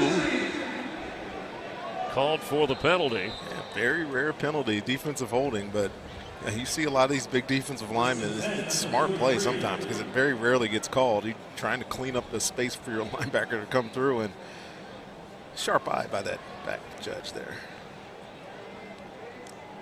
Ogunbowale cut by the Texans after 2017 and has had opportunities here. Runs big, runs strong, gets a first down going out of bounds. He's only 5'11". But as we had pointed out before at Wisconsin, he was initially a cornerback and moved to running back. Well, he's got some nice power, but he's also got this. That was an excellent jump cut. You see the speed to get to the edge, and I've seen it numerous times in this preseason already. He's not a name that's out there. You know, everybody wants to talk Sean Wilson right now. When Charles Sims was here, it was him, but it was under the radar. Now, he's put some good film out there. A practice squad player, if possibly. Allen's throw, midfield, breaks a tackle. Austin Johnson run out of bounds near the 40 of Jacksonville. Austin Johnson's not much of a receiver, but nice run after the catch. This is just like Anthony Auclair. Jacksonville's usually a very good tackling football team, but 2 misses picked up big yardage for the tight ends of this Bucs offense. And I like that guy fighting for a position. Who knows where he fits into the rotation? This tight end, they don't have fullbacks on this team. They're all considered tight ends. They got to be able to cross-train, play on the line of scrimmage as well as be in the backfield. 8-yard pickup. Bobo Wilson to the top of your screen. Against the Bucs. Before the snap, false start. Offense number 87. 5-yard penalty. Still second down.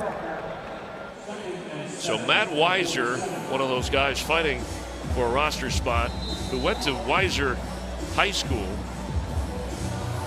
and it was his great, I think there's 7 of these, great grandfather who established the high school. He's just trying to establish his career for real. I wouldn't make that up.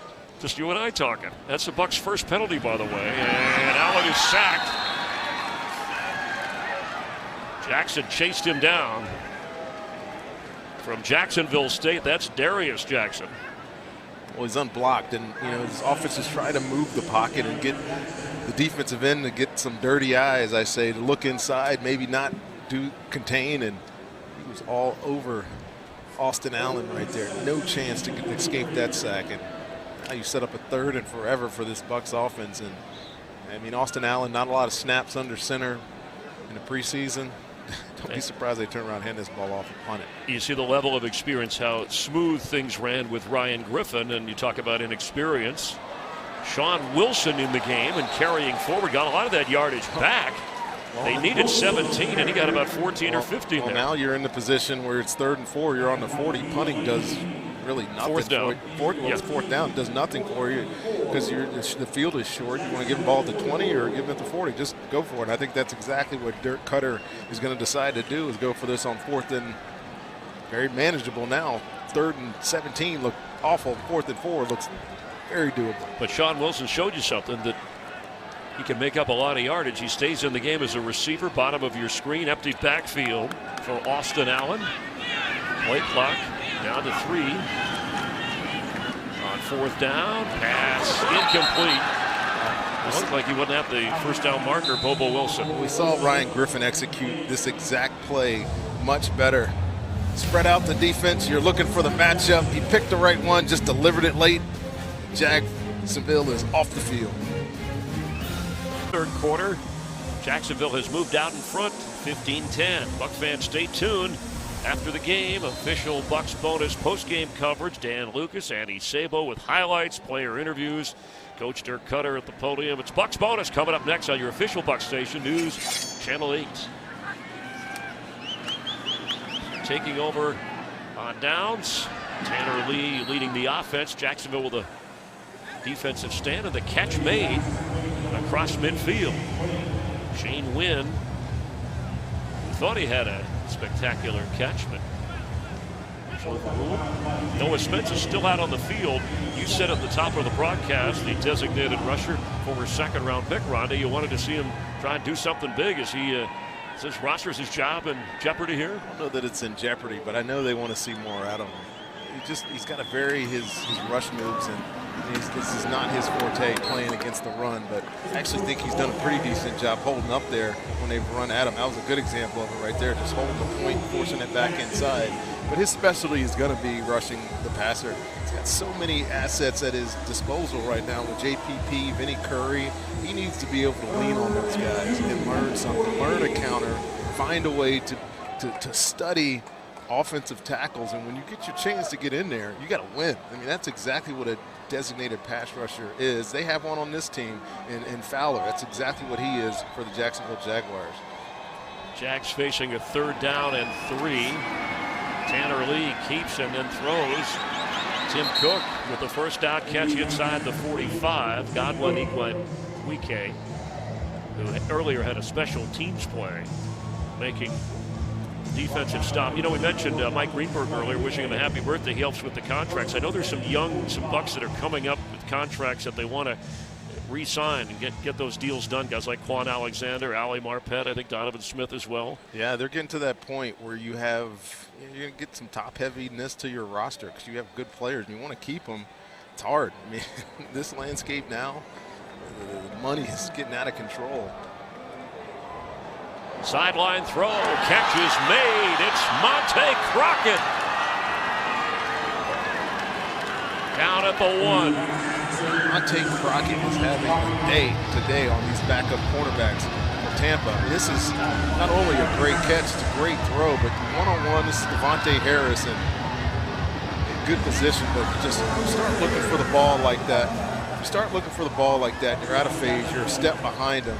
And now they, Ron, they have changed the call from down at the 1 to a touchdown. Well, so ruled a touchdown. They'll have to review it now that it's been called a touchdown to confirm it. Absolutely, and that's why they did that. Not that it's a directive from the league, but officials have kind of been coached up. When it's close, call it what you think it could be, and then maybe go to replay and just decide if it's a touchdown. Now, does he look down to you for that? I think that knee is down. This is going to be placed at the half-yard line. Yeah, the official standing right there made it a point. So I don't know if we have two officials that aren't on the same page. I mean, you can overrule somebody, but thankfully they'll review this. Well, where is he down? He's down right there. See his left knee is he's down not in. well before. Yeah, this should come back, but or at least be down. You can see right here the official. But the Bucks corners they're playing at the line of scrimmage. I know there's been much talk local radio about how these Bucks corners like to play off coverage. It's Mike Smith's MO for his corners because they play so much quarters. You know, they want their corners off so they can see the ball, but put guys on the line of scrimmage, you're susceptible to these type of plays, and corners got to be able to stand up. Sorry, Chris. No, they've been working on the backups, but you know when we get to the regular season, Brent Grimes, who's your best cover guy, Vernon Hargraves, and you think he's had a very good training. We haven't seen a lot of him in the preseason. Yeah, he had that groin injury, so he was out. But yeah, they have talent. I mean, you go into this offseason, and we can ask Jason Light this specific question: where they needed to improve, and every single GM, and defensive coordinator will say, we need rushmen and we need cover guys. And they addressed both of those positions, one in the free agency with those 2 defensive ends, and then drafting Carlton Davis and that's what MJ Stewart. Jacksonville did to turn their season around, along with getting physically better overall, more physical, however you want to, physical toughness. I don't know, however whatever the wording you want to use, but that's what helped them. The runner is down short of the goal line at the 1-yard line. Please reset the game clock to 2 minutes 49 seconds, and we'll start on the ready for play. Well, you mentioned that toughness, and they got probably the toughest dude, one of the toughest dudes I've ever seen in football, Calais Campbell last year. And to me, at one point, I thought he could have been Defensive Player of the Year. Second in the league in sacks with 14.5. And it's one addition, right? He one huge addition for this team. Changed the culture, changed the way they played football. And I asked Dirk, they practiced against Jacksonville last year. What did you see that made them into the team that went to the AFC Championship game and said they got tougher as a football team? On 1st and goal, Tanner Lee hands to Tim Cook, and he does not get in. Nathan Lozada, rookie free agent for a mile, wrapping him up. So after all that, the Monte Crockett catch, it was reviewed after being called one thing and then called another. On 1st and goal. That's the push you're looking for. See Terrell Worthy, 56. That's the penetration that Gerald's talking about. When you want to be dominant in the run game, you need to be able to fire off, be lower than the offensive lineman, push them back, and then allow everybody else to come to the party and make the tackle. A helmet get knocked off down there, and now 2nd and goal from inside a yard. Cook remains the back. And a whistle before the snap, and a flag at the 10-yard line. Before the snap, false start. Offense, number 61. 5-yard penalty, still 2nd down. Well, that'll change things for Doug Marrone wanting to just ram it in a little bit. That's frustrating for Doug Marrone, head coach. And it's going to force Nate Hackett, the offensive coordinator, to come up with a different plan here. You see they bring out 2 wide receivers now, but still in the red zone. And it's preseason football, right? And you're still trying to identify guys. I wouldn't be surprised they turn around and hand this football off again. But this is the exact same formation now that they scored on. 3 wide receivers down at the bottom. See if they get the same type of result.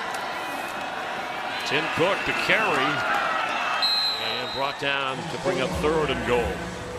So yeah, Tanner Lee has looked pretty good running this offense. He really has. I think some people question whether or not he could. His talent, because he's got talent. He's tall, he's got a strong arm, he seems to have command, but he gets in games sometimes, especially in college, and he just kind of froze up. He didn't play his best ball, but he was a standout when he went to his pro day and got on some people's radar. Protecting and trying to add to a 5-point lead. It's Tim Cook, and the Bucs swarm and keep him out of the end zone. Exact same formation, flipped the other way. Fool me once, shame on me.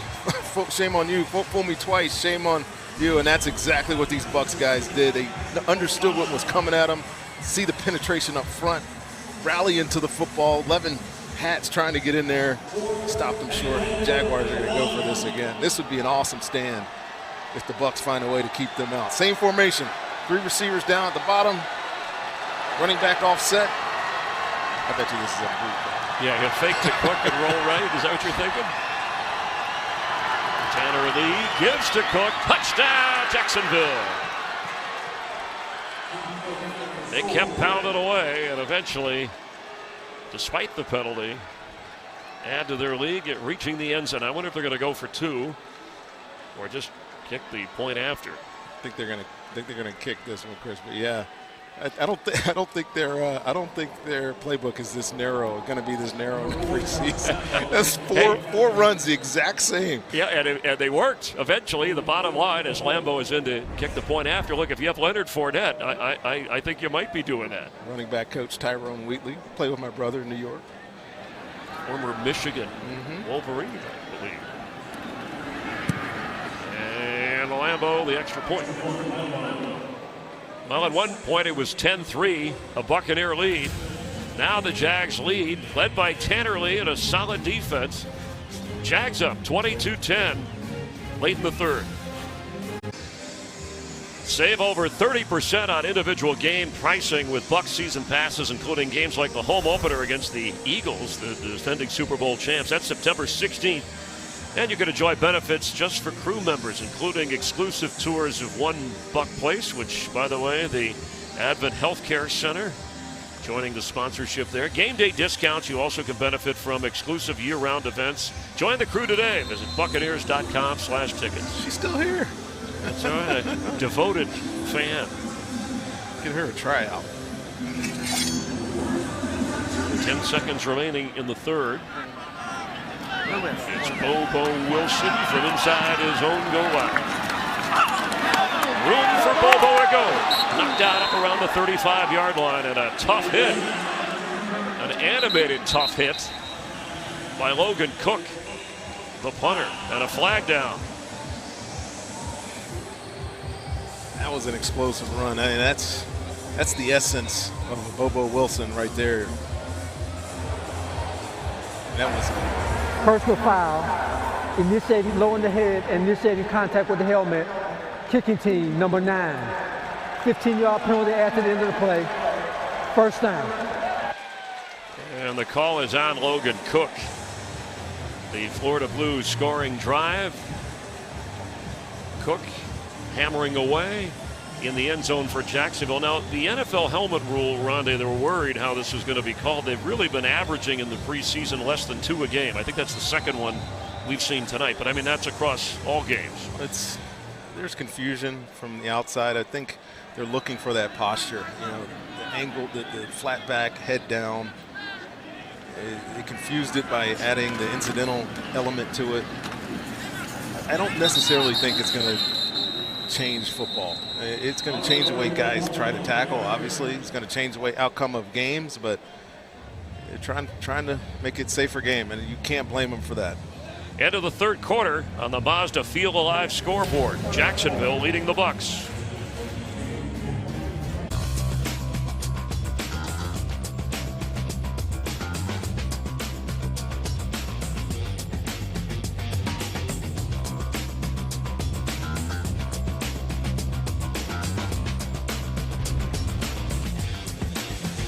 Start of the fourth quarter, the final preseason game for 2018. Jacksonville, trailing much of the game, has now taken a 12-point lead. And a look at the third quarter statistics brought to you by your local Ford dealers.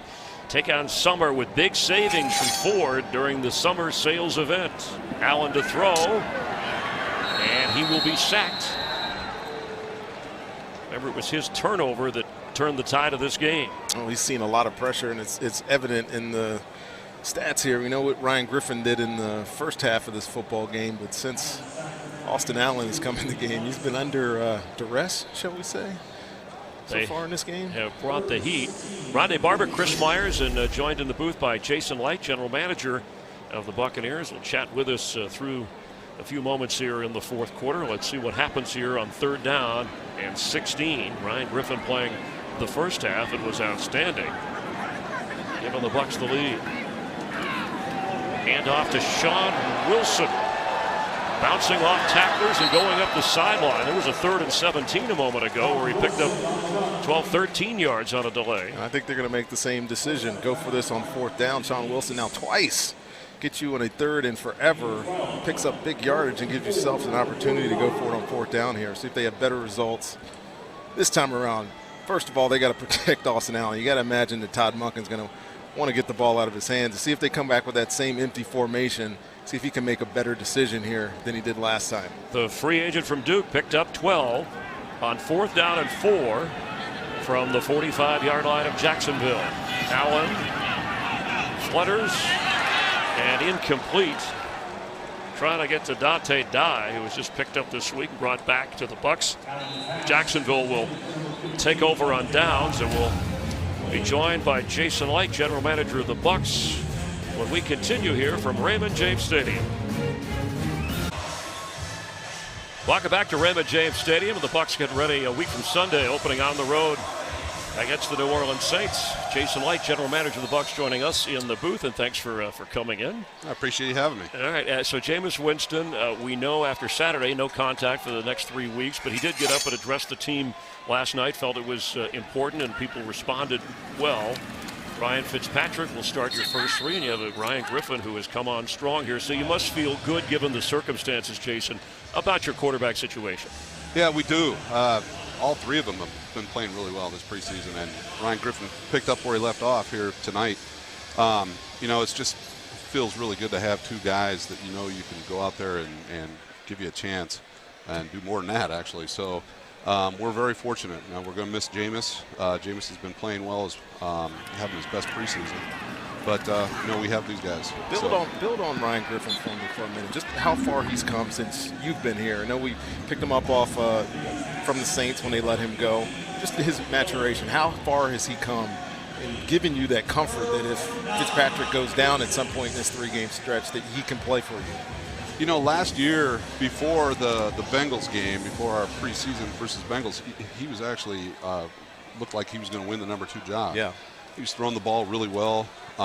Nothing against Ryan Fitzpatrick. He just kind of came on and got the job kind of by default last year. But Fitzpatrick's been great since. But we've never been down on Ryan. It's just unfortunate injury last year in the preseason where he lost the job. So we're very excited that he's didn't go in the tank. He came back strong, and this guy just gets better and better. Tanner Lee with the completion, and Amari Coleman is the injured Buccaneer. We hope that he's okay. And we will check on him and have more with Jason Licht in just a moment.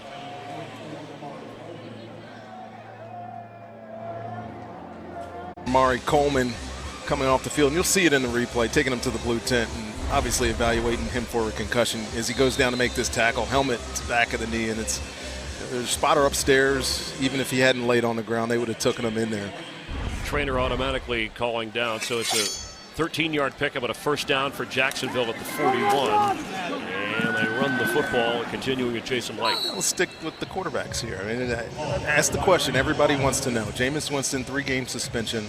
Regardless what happens in those first 3 games, I think Jameis Winston comes back and he's the starter immediately. Obviously, he's had a fantastic preseason.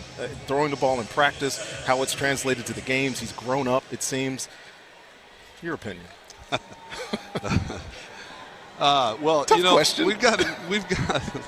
I don't think it would be fair to anybody right now to just lay out that plan and to say, definitively what it's going to be. I think, the circumstances at hand at that point in the season, where we're at, how Ryan's playing, it's a short week. There's a lot of factors at play there. So, Ryan Fitzpatrick, Ryan Griffin, whoever it is playing lights out. I don't think it's fair right now just to say, yes, automatically he's going to be the guy. Now, he may be. So, Dirk and I, Dirk in particular, he's got some time to think about that. Devontae Harris almost with the interception. And again, the option for next year picked up on the contract of Jameis Winston, and quite a bit of a financial increase there as Tanner Lee dumps it short and should pick up another spinning first down inside the 25-yard line. Now, I will say this, that we are very excited where Jameis is right now. And he is playing to the, right now in the preseason and the way he finished up last year, he's playing to where we thought he could be. So there's even more potential there. So we're very excited about having Jameis Winston with us. Any concern? I mean, if you've never dealt with a situation like that, but any concern he comes back and has lost something, hasn't had the reps for 3 weeks? I mean, I know he has a plan. He's going to miss football. We all know how much he loves it. But any concern that he might need a week working with the team to come back? Well, no concern that he's not. He is going to work. He's going to work his tail off. I mean, he's one of those guys that, he's dotted every I, crossed every T in terms of what he's going to be doing in those 3 weeks. So I'm not concerned that he's not going to put the work in. But, there's just some unknown. You don't know where he's at that point, where we're at that point. So, just can't make that determination right now. Yeah, and it's a brutal first 3 games for anybody. But if the team is doing well with who's ever at the helm, then maybe you don't rush back, even though you know Winston is your franchise quarterback. I did want to ask you how you were able to pull off the Jason Pierre-Paul trade there, because he has, by everybody's account, been terrific here in practice, working, his work ethic, his influence with this team, and an area that you wanted to improve, the pass rush. Yeah, no, it was an area for sure. And, at that point, we had already done a lot of homework on the draft and knew that it wasn't a real strong draft for defensive ends. With Jason, it was just a case where, got together with my guys. We, of course, knew who Jason Pierre-Paul was. In fact, we were very interested in signing him a couple years ago for agency. And it was one of those, why the heck not? Give him a call and find out. So started that at the Combine, and then we eventually got it done. Reset the draft for me real quick, Jason, because you guys pulled off a coup. Right? I was at the draft. I announced the first or the second and third round picks for you guys, and you go in with nothing, and you come out with 6 guys that probably going to make your football team. Well, we wanted to make sure we had extra second-round picks, so you could at least announce one of them. So he had something to do. Yeah, so he had something to do. And some defensive backs, too, right, at his wheelhouse. Well, we spent weeks, Mike Greenberg, myself, John Spytek, Mike Beal, Rob McCartney, putting together who might want to trade up, what we would ask for if they did, and basically made it what would we actually ask for. Let's don't just settle for anything. If it's a quarterback team coming up for a quarterback, we're going to ask for a little bit more than we normally would. And we had every scenario covered, and it was very smooth on draft day. Got the call, told them what we wanted, told them we had to know right away, and then boom. So it just, everything, all the stars aligned for us. And, hey, if Josh Allen turns out to be a great quarterback for them, it's a win-win. Yeah, and Davis and Stewart have shined in the preseason. We haven't seen Vita Vea play. We saw him a moment ago there with JPP, but he at least, they're being very cautious from what we're told that there's still a chance he could play the opening weekend. Yeah, we're being very extremely cautious, especially a big man like that with a calf injury, a strain. We're just going to make sure that he's ready to play. We know enough about Vita to know that what he can do and that he's going to make a big impact for us. And that Lambeau field goal from 40 yards, giving Jacksonville the 25-10 lead, and Bobo Wilson battling for a spot, back to receive. He's had a big night. Let's check out his return. I did want to ask you about Kendall Beckwith in terms of the the car accident off season, where that stands in terms of roster decisions. Also all the way up to the 22. Yeah, Kendall, we're gonna meet again tomorrow. We're gonna make a determination at that point whether we keep him on it's in his particular case, it's the same as PUP, but the physically enabled to perform. Yeah, NFI, and then at that point, maybe we'll decide that he needs a few extra weeks, and it's always nice to have a player coming back at different parts of the season, to refresh your roster and bring in the cavalry, as you like to say. All right, yeah. Another tough question for you here, Jason. And I know this season you go in, there's got to be some urgency, right? We all know the situation here. We haven't been to the playoffs in X number of years. Decade, I believe. Yeah, decade of football. High expectations last year, somewhat under the radar right now in terms of national expectation. Speak to that. Speak to where you think this football can go this season. Well, it's a different vibe this year, and it's good. It's a good thing. There's a lot of, like you said, sense of urgency. Guys want to win now. The guys are bonding more than I've seen in previous years. It's a great locker room. In fact, we were able to get Ryan Jensen, who's going to make a huge impact for us because he liked that type of atmosphere. He said, I know that there's a big sense of urgency, he used those exact words, and that's how I operate at my best. So, sometimes when guys, when the pressure's on, you get the most out of guys. After a loss of 3, Sean Wilson on the backfield for Austin Allen. And that's Bobo Wilson. Top of your screen, Allen to throw. And on target. Receivers have been, and Rondé said it's probably the deepest, most improved position on this football team. Yeah, it really is. That's definitely our strength. We've got Bobo's having a nice night tonight. You know, Justin Watson has been very impressive. Freddie Martino has been very steady. Those guys kind of at the bottom end. It's going to be, we've got some tough decisions to make on how many we're going to keep and who we're going to keep. How do you make that determination? I know that roster decisions come down to injuries, guys that you need, but I know at one point you were thinking 5 receivers. At this point, you got to be thinking 6 receivers on this roster. I mean, Justin Watson, what he's been able to do. You just mentioned Freddie Martino and Bobo Wilson. Yes, it's a deep position, but these guys have shown the ability that they can play. They can play in the NFL. They all have thrived on special teams. How do you come about making that decision? It's going to be tough. Yeah, it's it really is. It is going to be tough. And you just nailed it right on the head there. Another catch. This is Irvin Phillips, after Dante Dye made a unique catch in an area where Wilson was, but 2 big gainers for this offense at Austin Allen. Well, you nailed it when you said special teams, and that's normally how you make that decision. And all of these guys have contributed and done really well on special teams. So if you do keep 6, you can probably have 6 active on game day, and they can give you some help there. After a gain of 28, Allen line of scrimmage at 22 and a flag down, and that pass is intercepted. It's a takeaway for Jacksonville. D. Delaney has it. Oh, ill-advised decision there. Offense, number 73. That penalty is declined. The result of play is an interception. First down, Jacksonville. We've just seen about 4 great passes by Austin Allen. He just got to eat this football.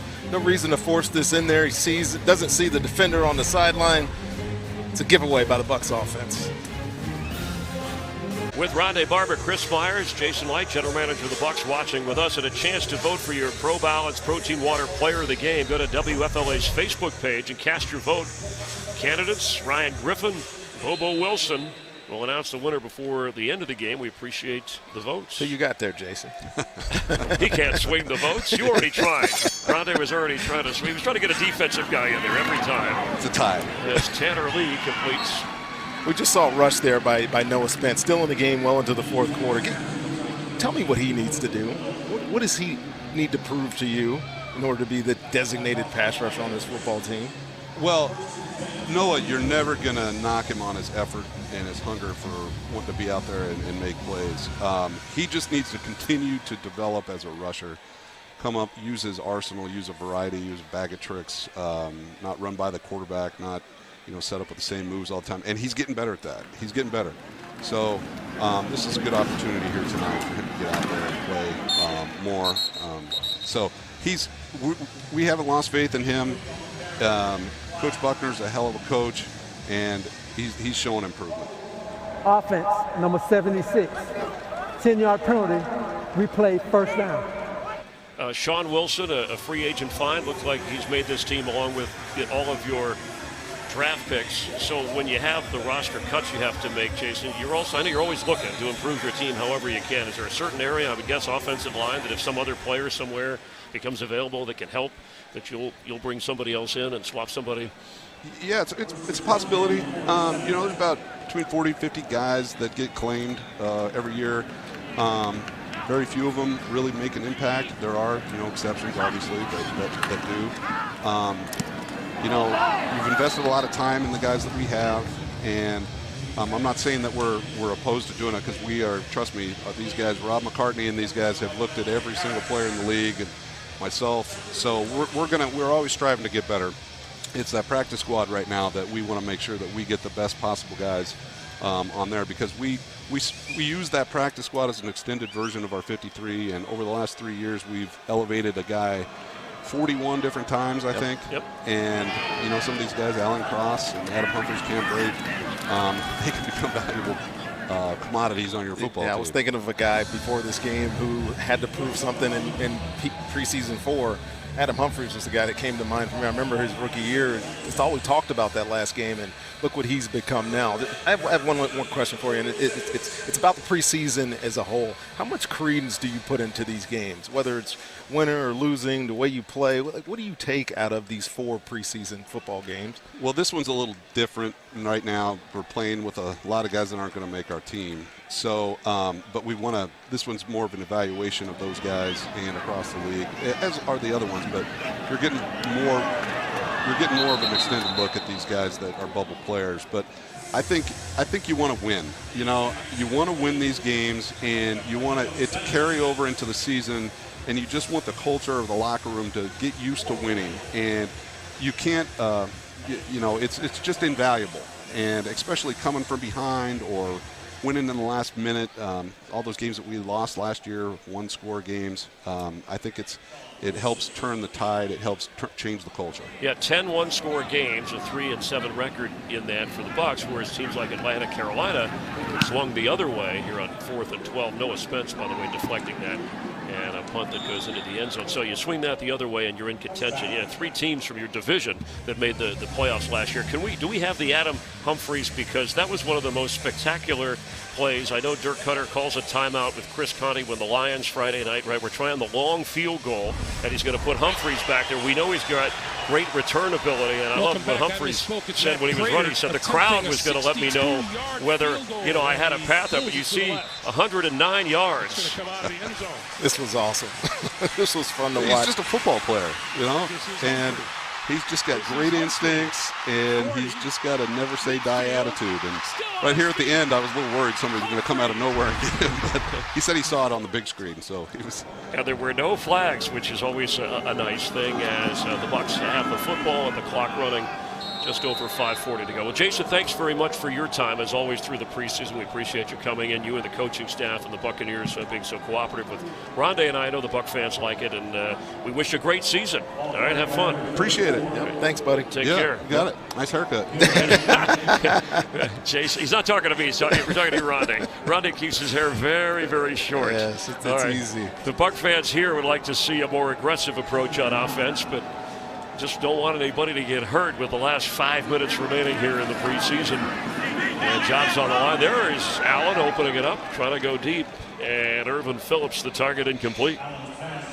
Austin Allen, go back to that last drive, minus the one incompletion. And who knows where his role is? I mean, you become a player that's been in the camp here for all offseason, all preseason. You're just looking to get some snaps underneath you. He didn't get any snaps early in camp because of that situation at quarterback, trying to get Jameis first-team reps with Fitzpatrick getting first-team reps and Ryan Griffin having to get his work in as well. So Austin Allen kind of goes by the wayside. This is really his first action that I've seen, other than last week at Detroit that you mentioned earlier. But he's made some nice throws. I mean, I mentioned earlier that he's a gamer. When the situation's on the line, he looks pretty good. And speaking of looking really good, that's now the third run that we've seen Sean Wilson. Just the change of direction that this guy has. He's a jitterbug down there. I don't even know his measurables. What is he, 5'8", or generously listed at 5'8"? Yeah, generously 5'8". He's only 185 pounds, and then it was a 3rd and 8, and he runs to get the first down. And whether you're with the second or third or fourth team, offense or defense, whatever he's going against, from his point of view, he's been productive.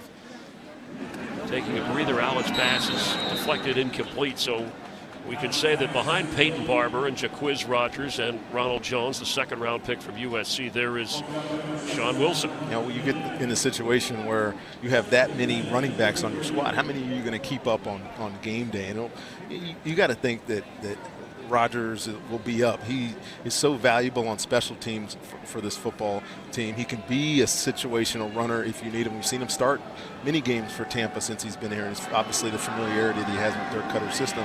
But a guy like Sean Wilson, man, hard to keep him off the field when he has that kind of dynamism to his game. Divine Redding, free agent from Indiana, who was signed, was more recently brought into the league by the Chiefs, just picked up this week. But Sean Wilson, 8 carries, 45 yards. He's also been out as a receiver. I did want to mention with Jason Licht, who did get a contract extension as the general manager. Of course, Dirk Cutter, his contract 1 year remaining this season, and thus some of the sense of urgency. And I do get the sense, he's always been an aggressive play caller, that with this team, this offense, the kinds of receivers around Winston or Fitzpatrick, from O.J. Howard to Mike Evans and Deshaun Jackson, that we're going to see, as that pass is incomplete, an aggressive season from Dirk Cutter and this Buccaneer team. I don't see why not, Chris. I mean, it's time for this team. mentioned it in preseason one, the first game of the season. When you have that many weapons on offense, you have to be aggressive with them. Yes, you're going to spread the ball around, but when you have Mike Evans at your disposal, you have Deshaun Jackson, who has shown this preseason he can take the top off of defenses. When you have Chris Godwin, who has come into his own, probably the second best receiver on his football team, and then you have Adam Humphries, who we were just mentioning, and what he's able to do in the slot with O.J. Howard. And I mean, God, you want to drop back, throw the football, get the ball in your playmakers' hands. I'm excited about it. You should be excited about it if you're a Bucs fan, to have that many weapons on one side of the football. And you're going against teams. By the way, our Pro Balance Protein Water vote that we asked you to jump in on with Ryan Griffin and Bobo Wilson, it's close. Apparently we're getting, they go to the WFLA News Channel 8 Facebook page and vote. It's tight, so we'll give the results here in just a moment. But I was going to say, this division, I mean, Matt Ryan and Drew Brees and Cam Newton now with Norv Turner as offensive coordinator, and all three of those teams went to the playoffs last year. And on the other side of the ball, that's why you improve your pass rush with JPP, or you add a Vita, and you improve the secondary with depth at corner, because you're going against those kind of guys to try to jockey for position in the division. Well, you know me, I'm a guy that believes defense. Look no further than Jacksonville. I mean, talk all you want about Blake Bortles and the offense and what they were able to do last year. They won because of that defense. There is no question in my mind that they have assumed that mantle as the dominant defense in the NFL. 5-yard penalty, still first down. And it wins games for you. They made great additions on that side of the ball and turned into this team out of nowhere. Now, conversely, the Bucs have done the exact same thing on the other side of the ball. The additions that they've made, the drafts that they've had, Jason Light and his drafts have been outstanding. That needs to translate into wins for this football team, and I got to believe that this is the year that it happens. Another penalty on Jacksonville, but a strong run by Brandon Wilds. Down the sideline, eventually brought down. And Jacksonville will move the chains. I want to look at the schedule, the regular season schedule, because we've mentioned, and I think the Bucs fans are well aware of how difficult. It got more attention with the first 3 games, where you open on the road against the Saints, and you're home with the Eagles, and of course, Tony Dungy, a special night, will be honored in the Ring of Honor, and then you've got the Bears. So if you can get 2-2 before the bye, maybe you do better, but you don't want to go 0-3. Yeah, circumstance of your schedule is tough. You have that kind of schedule come out. Super Bowl champion, Steelers are what they are, and you're on the road to New Orleans. I mean, you talk about being a tough football team. But here's where you can make up some ground. Yeah, here you make up ground, but you're just talking about being a tough football team. It is tough to go to New Orleans and play, especially opening it. That is one of the loudest places I have ever played in that dome down there. And then you get to the meat of the schedule. You got Cleveland at home. Then you get into some division games. I think it's imperative for this team to come away with one win, at least one win out of the first 3, and then take it from there. Now, best case scenario, you win 2 or 3, and then you have that situation that we asked Jason about. What are you doing with Jameis Winston when you come back? But it's going to be tough sledding. And another tough run from Brandon Wilds. Yeah, that stretch of the schedule where they have 3 straight home games, late October, and then the Panthers and Saints, your division opponents, back to back. I think that could be key to the Bucs surviving. They're not getting a lot of love nationally around the country, and I think a lot of that is because just how good the division, everybody else in the division is. Well, I mean, you got 3, MVP type quarterbacks on other teams, and it starts at that position in the NFL. There's a reason why they all make $100 and whatever million now. Yes. it's the paramount position in the NFL, and you got to go against them twice every year. We've reached the 2-minute warning in preseason game number 4. Jacksonville leading Tampa Bay 25-10. And thanks for voting. Look at the winner of the player of the game, brought to you by Pro Balance Protein Water. That's not just another sports drink. It's Bobo Wilson edging out Ryan Griffin. I don't think I influenced that at all, but he has had a fantastic showing tonight, fighting for one of those probably last 2 wide receiver positions here with Freddie Martino and Justin Watson.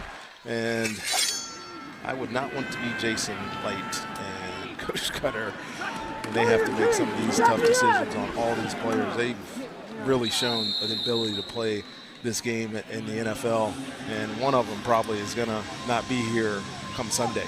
Hey, a shout out to Rick McEwen, who handed out a book, the late Tom McEwen, called Press Pass, which Tampa native, longtime writer, one of the great, if you're a sports fan in the Tampa, St. Pete area, it's worth checking out. And a lot of memories, of course, a lot of the Bucs history mentioned in there, along with other Tampa Bay, St. Pete area sports over the years. He was a great cover of sport, wasn't he? Yep. He was a great voice. And his son, influential in the early years of the Buccaneers preseason broadcast and local television. Also a shout out to Skip Valet, general manager of WFLA, helping us to put on the Buccaneers broadcast. Yeah, thanks, Skip, for bringing us back, buddy. It was he had no choice, I think. Ryan Manow, WFLA news director. Steve Blanchard, the general sales manager for WFLA. Our thanks too to Nelson Luis and all the guys with the Bucs behind the scenes. We talked about Jason Dirk Cutter, cooperative with us, but Nelson Luis, Michael Pahanic, Alan Barrett, Chris King, Brooke Skelly, Cara Johnson, communications intern. Yes, even interns get mentioned. Absolutely. As we appreciate all the work you put in, and so do the Buccaneers. Preseason, a lot of extra people needed, or a lot of extra players. And yes, Saturday, boy, 1,200 around the league. You got 1,200 guys All that goes over. First will be down, Tampa Bay. looking for work, shuffled around. And it's very interesting nowadays, Chris, with this 90-man roster carried to the last preseason week, only because all the cuts are happening at the same time, and that is a big pool of guys that hit the street all at once, and it's tough to filter through them. So I was actually in the building the other day watching Rob McCartney and a couple of those guys look at film, just identifying guys that might be on the street, and or is that guy better than the guy that we have? And they're tough decisions. It's a heck of a process, but we generally get it right. You were asking tough questions of Jason Light. How many games is this Bucs team going to win this year? Has meant more Put me than on the spot. Yeah, right. You know what? This team has the ability to at least win 8 games. I think that, and if they get hot and this offense is as explosive as it's shown this week, I don't see any reason why they can't be what Jacksonville was last year. They have the talent. They've incorporated some key players at key positions, and we should expect more from them. And they should all expect know. Yeah, we all know. The time is now for this Buccaneers football team. No time to wait. Yeah, otherwise there could be more changes. But here they wrap up the preseason with a 2-2 record, winning their first 2, having the lead in the last 2. But once it got down to the second and third and fourth players, the opposition took over. It's Jacksonville's win tonight in the Battle of Florida Teams. We'll be back to wrap things up. Post-game show coming your way on many of our affiliates as the Buccaneers close out the 2018 preseason.